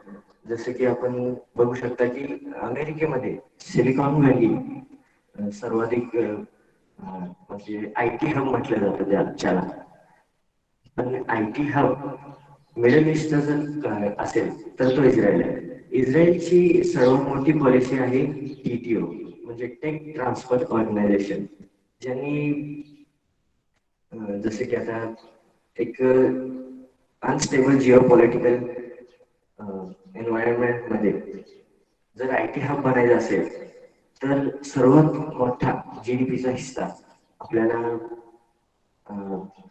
इनोव्हेशन मध्ये टाकावं लागेल, जे 4.5% अमेरिका टाकतं आणि 4% इस्रायल टाकतं. GDPचा इतका मोठा हिस्सा कोणीच कधीच आपल्या ITच्या इनोव्हेशन साठी वापरत नाही. पण ज्यांनी वापरलं ते आज सुपर पॉवर्स आहेत. सुपर पॉवर म्हणण्यापेक्षा ते आज विकसित देश आहेत. आपण आपल्याला नेहमी जसं शिकवलं जातं की आपण विकसनशील देश आहोत, पण हे कुठेतरी चुकीचं आहे की आपण विकसनशील देश आहोत, कारण बरेचपैकी दुसरे देश आपल्यामुळे आज विकसित आहेत. जसे की आपण आपले सर CV रमन, ज्यांनी रेनबोच्या 7 रेजचा शोध लावला की ते सिक्वेन्स कसे असते, कशामुळे ते सिक्वेन्स बनते. श्री सुंदर पिचाई, ज्यांनी गुगलला पर्यंत आणलं. गुगलमध्ये आधी इमेजचं ऑप्शन नव्हतं. 2010 साली गुगलमध्ये इमेजचं ऑप्शन ऍड करण्यात आलं, तेही सुंदर पिचाईंच्या नेतृत्वाखालीच. जसे की स्वातंत्र्यानंतर 70 वर्षात आपण त्या सर्व शास्त्रज्ञांचा पुरेपूर वापर करू शकलो नाही. यामुळेच आपण 70 वर्ष दुसऱ्या देशांच्या तुलनेत मागे राहिलो. पण जसे की सद्यस्थितीमध्ये आपण बघू शकतो की बऱ्यापैकी लोक ज्यातील उच्च शिक्षित आहेत, जसे की IIT, JNU, ITI या IT क्षेत्रातील लोक देशासाठी काम करण्याची एक भावना ठेवतात. पण हे पुरेसं नसल्यामुळे आपल्या देशातील GDPचा एक मोठा वाटा इनोव्हेशन्सला द्यायला हवा. बरेचसे असे चेंजेस करावे लागतील, ज्यात काही अशा पॉलिसीज आहेत ज्या जसे की 110% टॅक्स प्रत्येक इम्पोर्टेड गोष्टीवर. जसे की आता टेस्ला जर तुम्हाला घ्यायची असेल, कमीत कमी त्याचं सगळ्यात लो रेंजचं मॉडेल आहे 52 लॅक्सचं. पण जर आपल्याला घ्यायची असेल तर ती किंमत कोटीमध्ये जाते. तर हे कुठेतरी कमी व्हायला हवं, जसे की इस्रायल करतात. जर तुमच्याकडे स्टार्टअप आहे, तुम्ही चांगले इन्व्हेन्शन केले किंवा तुमच्याकडे एक आयडिया आहे, तर तुम्ही इस्रायलमध्ये इन्व्हेस्ट केलं तर इस्रायल तुम्हाला सुरुवातीला मदत करेल. जर तुमची आयडिया चालली तर तुमच्याकडून फक्त इंटरेस्ट घेतला जाईल, नो टॅक्स, आणि तुम्हाला कोणी काहीही बोलणार नाही. पण आपल्या देशामध्ये टॅक्स खूप आहे. एक लेबर आपल्या इथे खूप स्वस्त असतो, पण जर टॅक्स कमी असेल तरच लेबरचा उपयोग आहे, नाहीतर इट डझंट मॅटर. आज ISRO, DRDO, defence research development organisation, अशा ऑर्गनायझेशन आपल्या इथे खूप प्रगती करतायत. पण इतर देशांच्या तुलनेत आपण अजूनही मागास आहोत. जसं की मंगळयान म्हणता येईल. आपण फर्स्ट ट्रायल मध्येच मंगळावर पोहोचलो आणि ही आतापर्यंतची इस्रोची सगळ्यात मोठी सक्सेस होती, ज्याबद्दल नासानेही आपल्यासोबत कॉलअप केलं. पण चंद्रयानच्या फेलियर नंतर बाउन्स बॅक करत परत इस्रोनं नवीन प्रोजेक्ट हाताळले आणि प्रोजेक्टवर काम चालू आहे. पण सर्व प्रोजेक्ट आता सध्या रेडी नाही आहेत. जसे की आतापर्यंत आपण पाहत आलो की जर तुम्ही उच्च शिक्षित आहात तर प्रत्येक उच्च शिक्षित मुलाचं हे स्वप्न असतं की मला कुठेतरी जॉब मिळावा, पण देशाच्या बाहेर. जसे की USA, Israel, Japan, specially Japan, अशा बऱ्याच जागा आहेत. जसे की आपले चिंतामणी गायकवाड, ज्यांनी ओशनॉलॉजीमध्ये जपानमध्ये रिसर्च केली आणि ते आपल्या नांदेड जिल्ह्यातील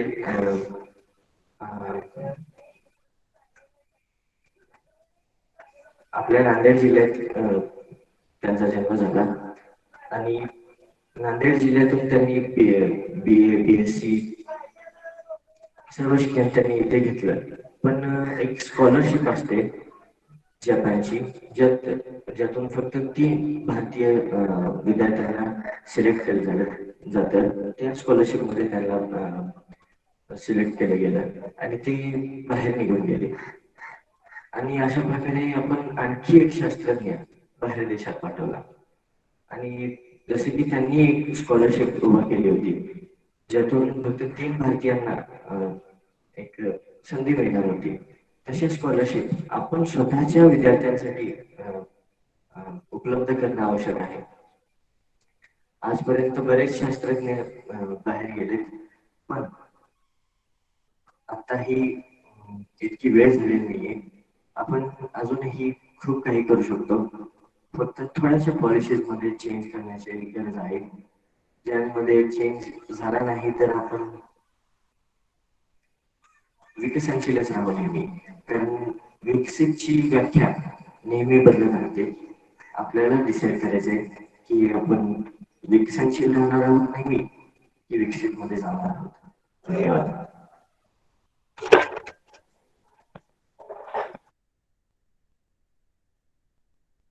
तर अतिशय उत्कृष्टपणे आपल्या सर्वच स्पर्धकांनी आपल्यासमोर लोकशाहीची खरी प्रतिमा तसेच स्वातंत्र्याचा जो पूर्ण इतिहास आहे तो इतिहास त्यांनी आपल्या भाषणातने आपल्यासमोर मांडलेला आहे. तर या सर्वांमधून आपण विजेता आणि उपविजेता असे पारितोषिक देणार आहोत, की ज्या पारितोषिकाचे स्वरूप असेल प्रशस्तीपत्रक, सन्मानचिन्ह व भेटवस्तू. यानंतर आपले पहिले परीक्षक व जनरल सायन्स विभागाचे प्रमुख श्री PC चव्हाण सर यांना मी विनंती करतो की त्यांनी आपले मनोगत व्यक्त करावे. धन्यवाद सर. उपस्थित आपल्या संस्थेचे सर्व पदाधिकारी, आदरणीय भाऊ ज्येष्ठ विश्वस्त माननीय MR गायकवाड साहेब, संस्थेचे सचिव माननीय AR गायकवाड साहेब, विश्वस्त आणि उपप्राचार्य माननीय VM गायकवाड साहेब आणि आपल्या मार्गदर्शिका सौ माधुरी गायकवाड मॅडम, आपल्या सर्वांचे लाडके आदरणीय प्राचार्य सर, देशमुख सर, सर्व विभाग प्रमुख, शिक्षक शिक्षकेतर कर्मचाऱ्यांनी आजच्या या स्वातंत्र्य दिनाच्या कार्यक्रमासाठी ऑनलाईन पद्धतीनं उपस्थित असणारे माझे सर्व विद्यार्थी, आज आपण स्वातंत्र्याचा अमृत महोत्सव साजरा करतोय आणि आपण सर्वजण खूप भाग्यवान आहोत की आपण स्वातंत्र्य भारतामध्ये आपला जन्म झालाय. आपण आपलं बालपण, आपलं शिक्षण, तारुण्य, आपलं स्वतंत्र भारतामध्ये आपण त्याचा अनुभव घेतलाय आणि कदाचित त्यामुळं स्वातंत्र्यचं महत्व आणि पारतंत्र्याच्या वेदना, हाल अपेष्टा आपल्याला त्यामुळे कदाचित त्याच्याशी आपण अनभिज्ञ असू. परंतु 75 वर्ष हे एखाद्या व्यक्तीच्या आयुष्यातील खूप मोठा कालखंड असतो, कारण तो त्याच्या वृद्धावस्थेत किंवा ज्याला आपण वृद्धाश्रम म्हणतो त्या अवस्थेत असतो. परंतु एखाद्या राष्ट्राचा जर विचार केला तर 75 वर्ष हा खूप कमी कालावधी आहे. आणि ह्या 75 वर्षामध्ये आपण काय मिळवलं, कुठे आपल्याला यश आलं, कुठं अपयश आलं, याचा विचार करण्याचा आजचा दिवस. आणि त्यासोबतच जे स्वातंत्र्य तुम्ही आम्ही आज उपभोगतोय, आज आपल्या सर्वांना विचार स्वातंत्र्य आहे, धार्मिक स्वातंत्र्य आहे, भाषण स्वातंत्र्य आहे, आपला व्यवसाय करण्याचं स्वातंत्र्य आहे. म्हणजे जवळजवळ सर्व प्रकारच्या स्वातंत्र्याचा अनुभव आपण घेतोय. परंतु हे जे स्वातंत्र्य तुम्हाला आम्हाला मिळालेलं आहे ते सहजासहजी मिळालेलं नाहीये. यासाठी आता जे आपल्या सर्व विद्यार्थ्यांनी महान स्वातंत्र्य सेनानींचा संघर्ष, त्यांनी आपल्या घरावरती तुळशीपत्र ठेवून प्राणाची दिलेली आहुती, बलिदान, समर्पण, त्याग, ह्या प्रचंड गोष्टी त्याच्या मागे आहेत. आणि त्या सर्वांचं जाणीव ठेवण्याचा आजचा हा दिवस आणि त्या जाणीवेसोबतच आपल्या कर्तव्याबद्दल देखील ज्ञात होण्याचा, त्याची जाणीव करून घेण्याचा हा दिवस आहे. मित्रांनो, मी असं म्हणेन की भारतीय स्वातंत्र्याचा जो हा लढा आहे तो अनेक अर्थानं वेगळा आहे. म्हणजे जगामध्ये अनेक देश स्वतंत्र झाले, पण भारतीय स्वातंत्र्य चळवळ ही एकमेव अशी चळवळ आहे की ती चळवळ सुरू ठेवत असताना, तो लढा देत असताना स्वातंत्र्य सैनिकांना, तत्कालीन लोकांना अनेक आघाड्यावरती संघर्ष करावा लागला. मित्रांनो, मी थोडक्यात तुम्हाला आढावा घेईन की भारतासारखा खंडप्राय देश, त्याही काळी त्याची लोकसंख्या कोट्यावधीमध्ये होते, असा देश मुठभर लोकसंख्या असणाऱ्या 5000 किलोमीटरहून इथं व्यापार करायला म्हणून आलेल्या लोकांच्या तावडीत जाऊच कसा शकतो, यावर देखील विचार करण्याचा आजचा हा दिवस आहे. कारण जर आपण ते विसरलो तर पुन्हा आपल्याला पारतंत्र्यात जाण्याची वेळ येऊ शकते.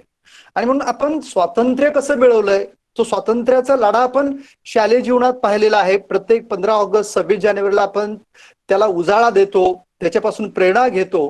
परंतु खरा मुद्दा आहे की आपण पारतंत्र्यात गेलोच का.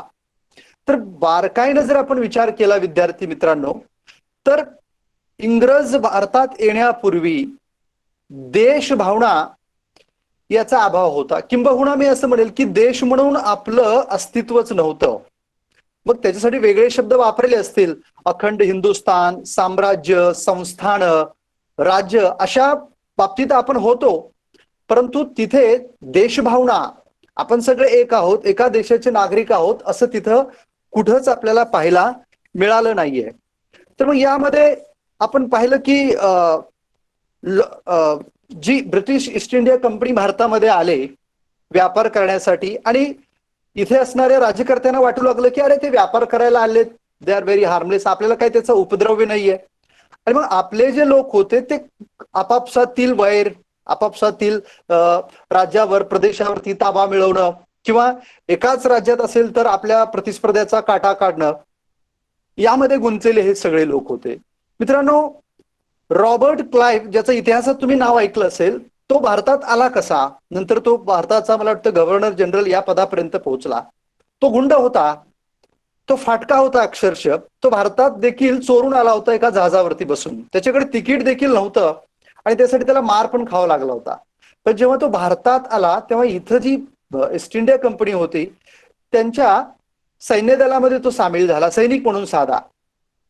आणि त्यावेळेस जसं मी तुम्हाला सांगितलं की आपापल्यामध्ये असणारे हेवे दावे, त्यावेळेस आर्काइडचा नवाब म्हणून कर्नाटकात एक राज्य करत होता एका संस्थानामध्ये, आणि तिथे त्या नवाबाच्या मृत्यूनंतर त्याचे जे दोन संभाव्य वारसदार होते, चंदा साहेब आणि अली साहेब, हे दोघं भांडायला लागले.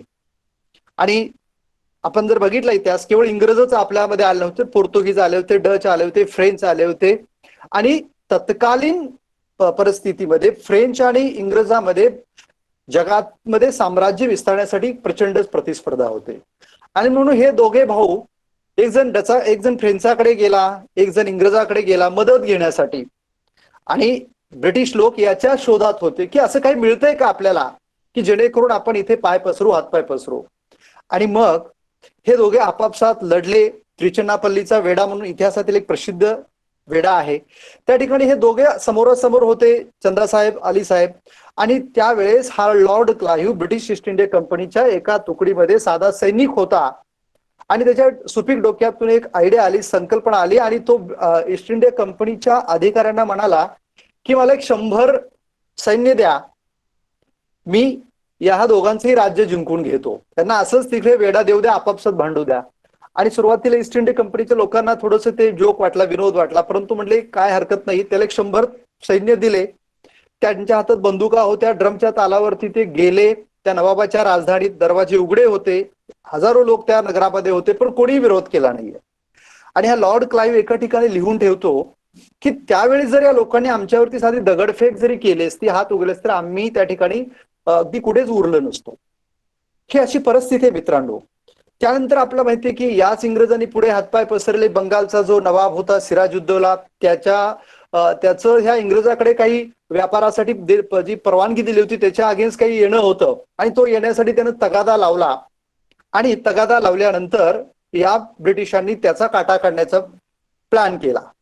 आणि म्हणून त्यांनी काय केलं, जेव्हा प्लासीची इतिहासातील लढाई साधारणतः 1767 ही लढाई आहे, तर ती लढाई झालीच नाहीये. कारण ती लढाई होण्यापूर्वीच इंग्रजांनी त्यांची जी कूटनीती होती, फोडा आणि राज्य करा, जसं आज आपल्या मंत्रिमंडळात एखाद्याला कॅबिनेट मंत्री दिलं का तो सोडून जातो पक्ष, तसं त्यानं त्याचा जो वजीर होता,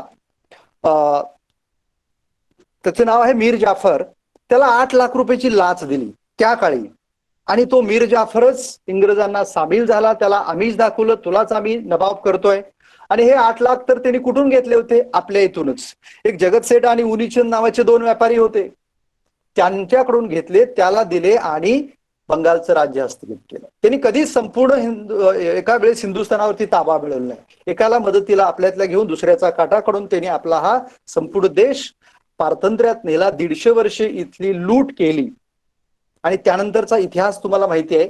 दुसरी गोष्ट, भारतीय स्वातंत्र्य लढा वेगळा कशा अर्थानं आहे की आपल्याला केवळ स्वातंत्र्य मिळवायचं नव्हतं, स्वातंत्र्य मिळवत असताना जे स्वातंत्र्य सैनिक होते, विचारवंत होते, समाज सुधारक होते, त्यांना 2 आघाड्यावरती लढावं लागत होतं. एक इंग्रजाविरुद्ध, दुसरं आपल्याच समाजामध्ये त्या काळी असणाऱ्या अंधश्रद्धा, जातीभेद, सामाजिक विद्वेष, अज्ञान, निरक्षरता, या गोष्टी सुधारत त्यांना इंग्रजांच्या विरुद्ध लढत होतं. आणि म्हणून आपण पाहिलं, महात्मा ज्योतिबा फुले असतील, आगरकर असतील, राजाराम मोहन राय असतील, महात्मा गांधीचं खेड्याकडे चला संदेश असेल, किंवा जातीभेदाचं त्यांचं खूप महत्वाचं कार्य असेल, हे आघाड्यावरती लढत त्यांनी स्वातंत्र्याचा लढा लढलेला होता. आणि म्हणून त्यांना हे माहित होतं की जोपर्यंत या लोकांच्या मध्ये आपण पारतंत्र्यात आहोत, आपण एक देश म्हणून त्यांच्यामध्ये भावना जागृत करू शकत नाहीये, तोपर्यंत स्वातंत्र्य मिळालं तरी देखील त्याला अर्थ प्राप्त होणार नाही.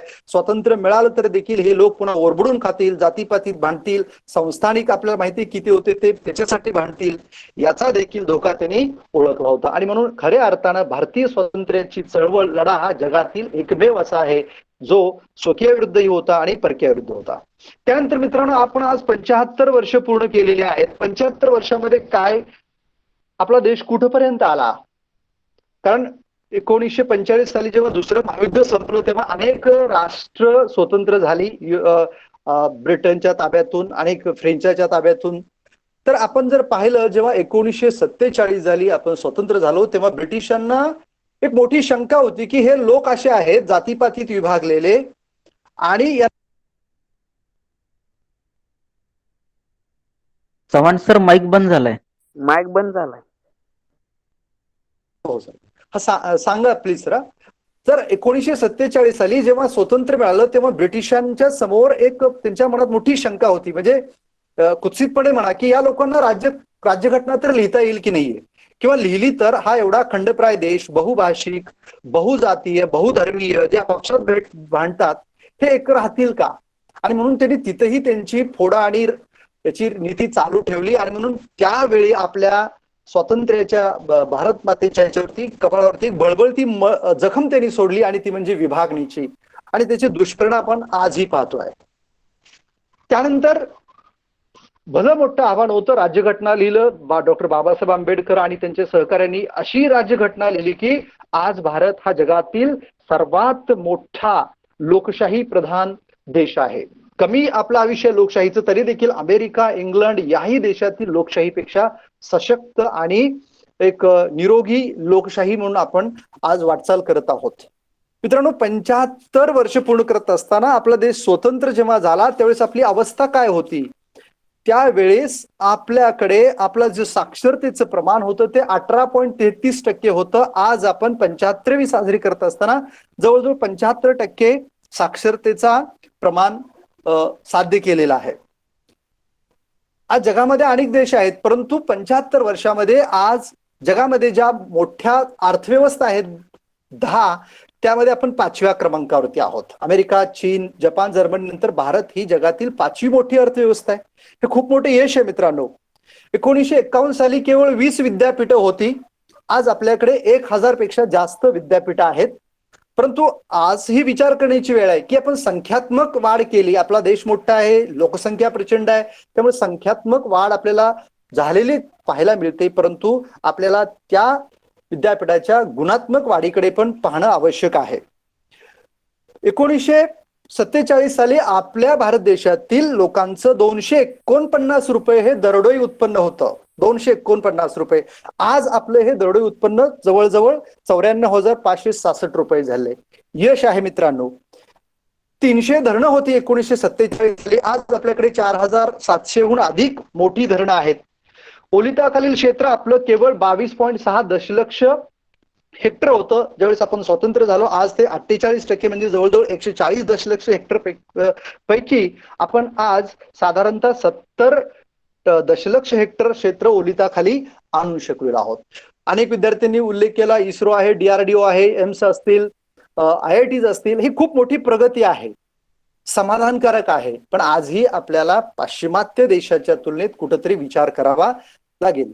आपल्या समोरची आव्हानं अजून संपलेली नाहीये. काळ जसा बदलतो तशी आव्हानं बदलतात, त्यांचं स्वरूप बदलतं, व्याप्ती बदलते. त्यामुळे हुरळून न जाता आपण स्वातंत्र्यात आहोत आणि आता पुन्हा आपण पारतंत्र्यात जाऊ शकत नाहीये असं आपण मानता कामा नये. कारण पूर्वी हे जे कॉलोनायझर होते, वसाहतवादी लोक, ते स्वतः यायचे, तिथं सेटल व्हायचे, तिथं असणाऱ्या रिसोर्सेसचं एक्सप्लॉयटेशन करायचे, लोकांचं एक्सप्लॉयटेशन करायचं. आता पद्धत बदललेली आहे. आजही ते लोक आपलं एक्सप्लॉयटेशन करतात, फक्त ते इथं येत नाहीयेत. आर्थिक शोषण आहे, कारण आजही आपण 10 जण मोबाईल वापरत असेल तर त्यातील 8 जणांचे मोबाईल हे परदेशी कंपन्यांचे आहेत. म्हणजे आर्थिक शोषण आपलं होत आहे. आणि म्हणून याही अनुषंगाने विचार करून आपल्याला जर पुन्हा पारतंत्र्यात जायचं नसेल तर आपल्याला विज्ञान, तंत्रज्ञान या गोष्टीकडे लक्ष द्यावं लागेल. आजही 75व्या वर्षामध्ये आपल्यापुढे बेरोजगारीचं आव्हान आहे, भ्रष्टाचाराचं आव्हान आहे, दारिद्र्याचं आव्हान आहे, महागाई आज शिगेला पोहोचलेली पाहायला मिळते. आणि ज्या स्वातंत्र्यवीरांनी आपल्या प्राणाची आहुती देऊन या देशाला स्वातंत्र्य मिळाले, त्या देशाची अखंडता असेल, त्या देशाची एकात्मता असेल, सामाजिक सलोखा असेल, जातीय एकोपा असेल, सामाजिक समरसता असेल, या गोष्टीकडे आपण जाणीवपूर्वक लक्ष दिलं पाहिजे. आज आपलं साक्षरतेचं प्रमाण वाढलेलं आहे.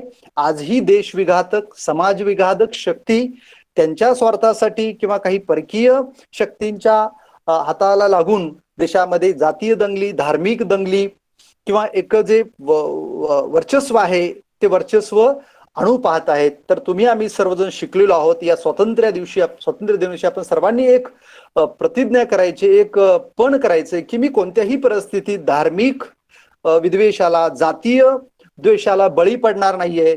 बंधुभाव, आणि जातीय सलोखा ही आपल्या लोकशाहीची, आपल्या देशाची सर्वात मोठी शक्ती आहे आणि त्याच्यावरती आपल्याला फोकस करायचा आहे. सोबतच विज्ञान आणि तंत्रज्ञानाची कास धरून आपल्याला विकसनशील हा जो टॅग आपल्यावरती आहे तो दूर करायचा आहे. त्यानंतर अंतर्गत सुरक्षा, आणि आजही 6 पैकी 5 जिल्ह्यामध्ये आपल्याला नक्षलवादाची समस्या भेडसावतीये. त्यानंतर बाह्य सुरक्षेमध्ये आपण पाहतो की चीनचं जे आक्रमक धोरण आहे विस्तारवादी ते किती टोकाला गेलेलं आहे. आपल्या शेजारचे जे देश होते, नेपाळ असेल, बांगलादेश असेल, भूतान असेल, श्रीलंका असेल, तिथं चीननं आपली ही साम्राज्यवादी पकड पुन्हा घट्ट करायला सुरुवात केलेली आहे. पाकिस्तान तर आपल्या ह्याच्यावरती भळभळती जखम आहे. जसं त्या द्रोणाचार्याचा पुत्र अश्वत्थामाच्या डोक्यावरती आहे तशी ती आपल्या राष्ट्राला लागलेली आहे.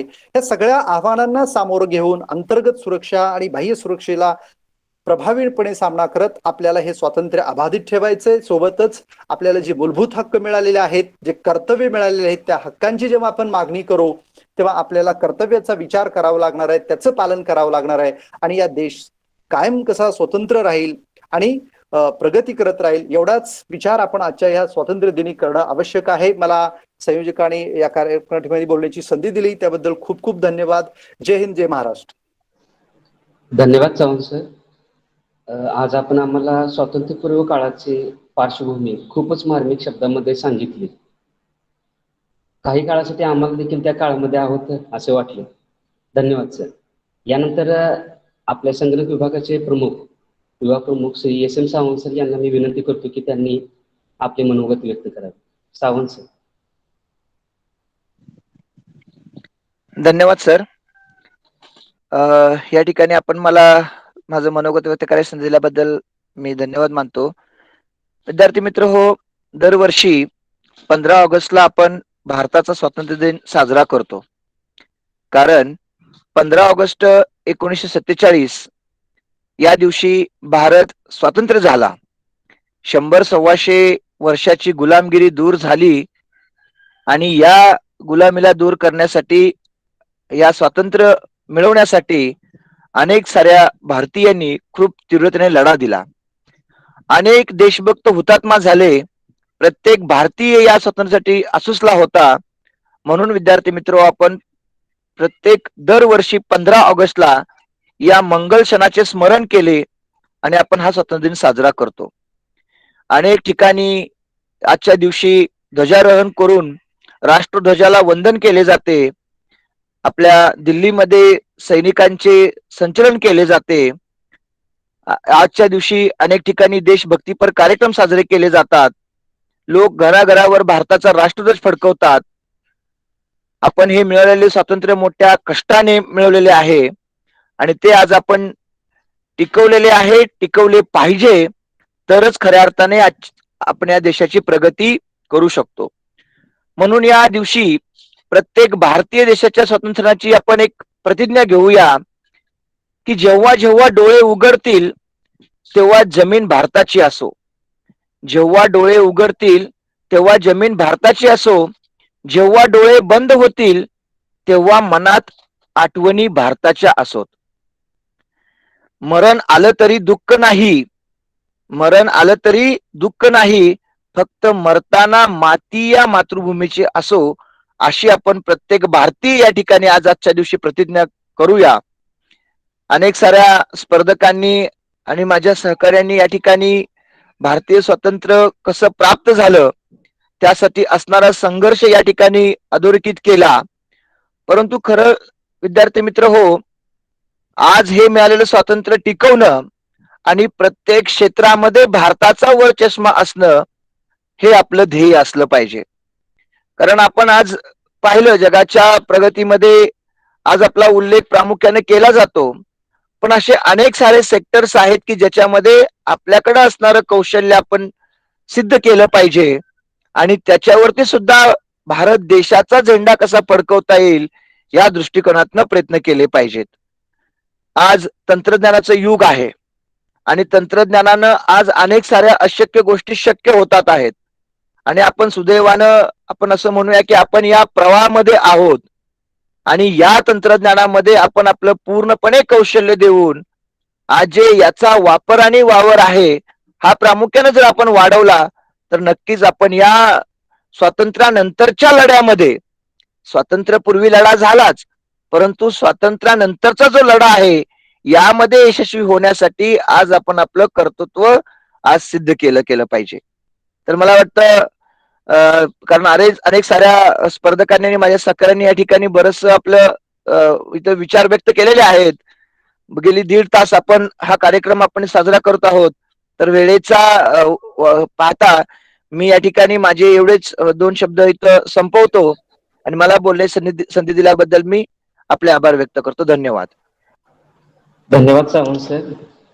यानंतर मी आजच्या कार्यक्रमाचे अध्यक्ष, आमचे मार्गदर्शक, विश्वस्त माननीय एम आर गायकवाड सर यांना विनंती करतो की त्यांनी आपले अध्यक्षीय मनोगत व्यक्त करावे.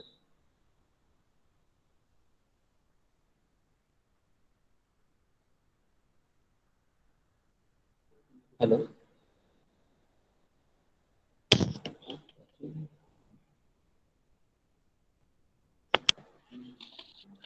गायकवाड साहेब आहेत ऑनलाईन येतील. 1 मिनिट भोसले सर.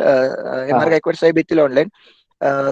आपले प्राचार्य देशमुख सर या ठिकाणी उपस्थित आहेत. सरांना विनंती करतो की सर एम आर गायकवाड साहेबांना विनंती करावी की आपण अध्यक्षीय भाषण या ठिकाणी.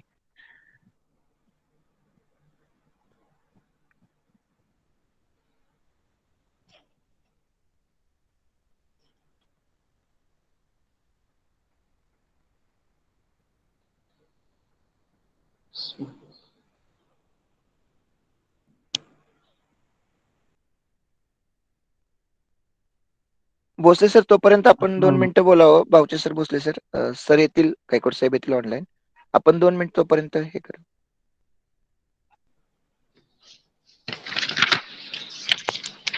तर आजच्या या कार्यक्रमामध्ये खूपच छान म्हणजे सर्व स्पर्धकांनी आपलं जे वक्तृत्व गुण आहे या वक्तृत्व स्पर्धेतून दाखवून दिलेला आहे. तसेच निवडणूक साक्षरता अभियान 2021 व 15 ऑगस्ट स्वातंत्र्य दिन या निमित्ताने इतरही काही स्पर्धा जसं की निबंध लेखन, व्यंगचित्र, कविता लेखन, बोधवाक्य या स्पर्धेमध्ये देखील काही विद्यार्थ्यांनी सहभाग नोंदवलेला आहे. या सर्व स्पर्धेचे आमचे परीक्षण करून त्याचे पारितोषिके वितरित केले जाते.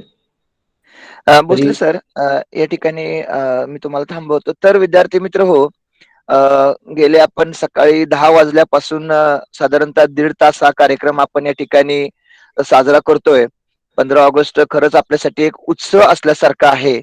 तर मी प्राध्यापक SM सावंत या ठिकाणी या कार्यक्रमाचं शेवटचं पुष्प गुंफण्यासाठी उपस्थित आहे, आभार प्रदर्शनासाठी.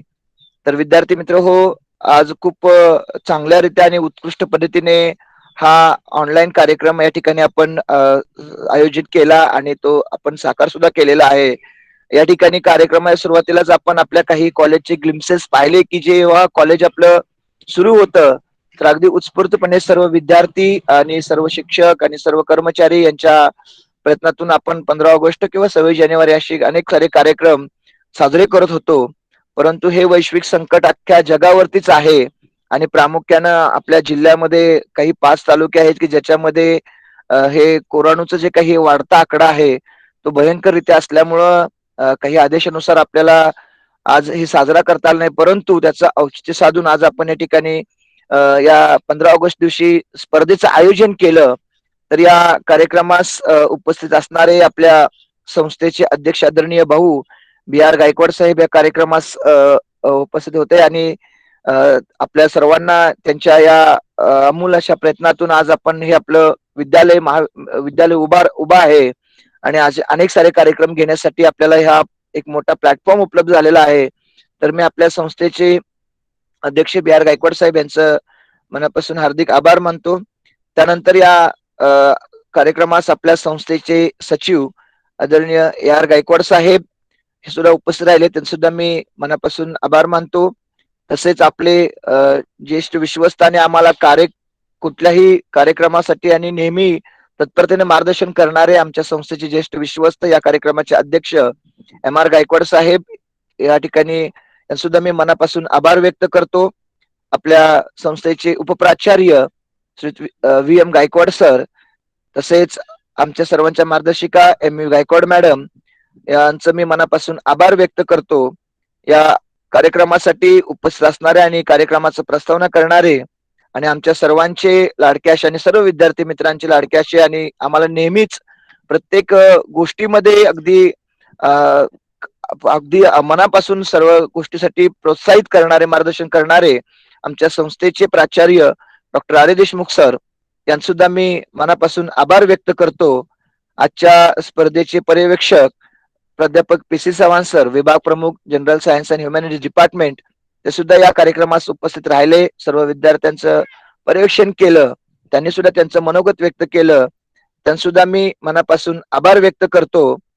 या ठिकाणी या कार्यक्रमास सर्व उपस्थित असणारे स्पर्धक की ज्यांनी अगदी चांगल्या प्रकारे आपलं भाषण या ठिकाणी दिलं आणि मला खूप अभिमान वाटतो की याच्यामध्ये असणारा जो टक्का आहे तो प्रथम वर्षाचा जास्त आहे.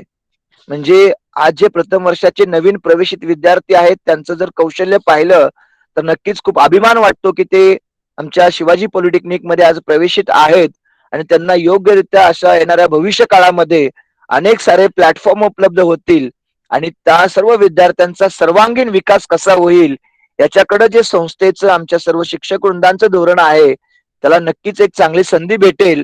तर ते म्हणजे प्रामुख्यानं अमृता घाडगे असतील, साक्षी लंगडे असतील, वैष्णवी जाधव असतील, यश सावंत असतील किंवा ज्ञानेश्वरी कदम, प्राजक्ता पवार आणि सुवर्ष शर्मा अशा ह्या गुणवंत विद्यार्थ्यांनी आज या कार्यक्रमाच्या निमित्तानं आपलं मनोगत व्यक्त केलं. वेगवेगळ्या विषयावरती चांगल्या प्रकारे चांगल्या ज्ञानाचा साठा असून त्याने तो प्रकाश झोत केला. तर त्या सुद्धा सर्व विद्यार्थी मित्रांच्या ठिकाणी हार्दिक आभार मानतो.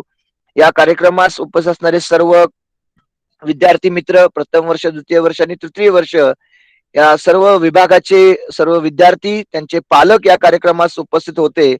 त्या सर्वांचं मी पुन्हा एकदा पुनश्च या ठिकाणी हार्दिक आभार मानतो. या कार्यक्रमास आमच्या सर्व विभागाचे विभाग प्रमुख, माझे सर्व सहकारी शिक्षक, सर्व टीचिंग आणि नॉन टीचिंग कर्मचारी या सर्वांचं मी या ठिकाणी आभार व्यक्त करतो. गेली अगदी 2 तास आपण या कार्यक्रमास उपस्थित राहात आणि अगदी सुंदररित्या असा कार्यक्रम आपण या ठिकाणी आपण अटेंड केला, याच्याबद्दल मी संस्थेच्या वतीनं आपले आभार व्यक्त करतो. आणि शेवटी एक सूचना करतो विद्यार्थी मित्र हो, की आपण जसं विद्यार्थ्यांच्या हितप्रिय काही गोष्टी करतो त्याच अनुषंगाने आज जर आपण पाहिलं की प्रत्येक विद्यार्थ्यांची इच्छा आणि अपेक्षा असते की मी आज क्लास 1 ऑफिसर झालं पाहिजे, मी स्पर्धा परीक्षा दिल्या पाहिजेत. तर याच अनुषंगाने आज आपण 4:30 वाजता, ठीक 4:30 श्री उमाकांत ननवरे साहेब, sales tax inspector GST department government of Maharashtra यांचं आज 4:30 वाजता आपण एमपीएससी युपीएससी च्या प्रिपरेशन आणि त्यामध्ये असणाऱ्या डिप्लोमा इंजिनिअरिंगच्या विद्यार्थ्यांना असणाऱ्या संधी याच्याविषयी आज आपण तो कार्यक्रम आयोजित केलेला आहे. तर माझी सर्व विद्यार्थ्यांना विनंती राहील की आपण कृपया घरामध्ये बसून जी लिंक आपण विद्यार्थ्यांना दिलेली आहे त्या लिंकच्या माध्यमातून आपण स्वतः आपल्या घरामध्ये असणारे पालक किंवा आपल्या घरामध्ये असणारे सर्व व्यक्ती किंवा आपले मित्र असतील की ज्यांचं 10वी-12वी झालेलं आहे किंवा जे आपल्या घरामध्ये विद्यार्थी शिकलेले आहेत, अशा सर्वांना आपण जर जॉईन करून घेतलं तर ते नक्कीच कार्यक्रम अगदी सुंदररित्या होईल. तर माझी सर्वांना विनंती राहील की आपण 4:30 वाजता त्या होणाऱ्या कार्यक्रमास उपस्थित राहावे. आणि अध्यक्षांच्या परवानगीने आज हा आपला 15 ऑगस्ट स्वातंत्र्याचा 75वं वर्ष आज आपण साजरं केलं. तर या कार्यक्रमाचं आज आपण या ठिकाणी थांबूया, अशा अध्यक्षांच्या परवानगीने मी हा कार्यक्रम संपला असं जाहीर करतो. धन्यवाद.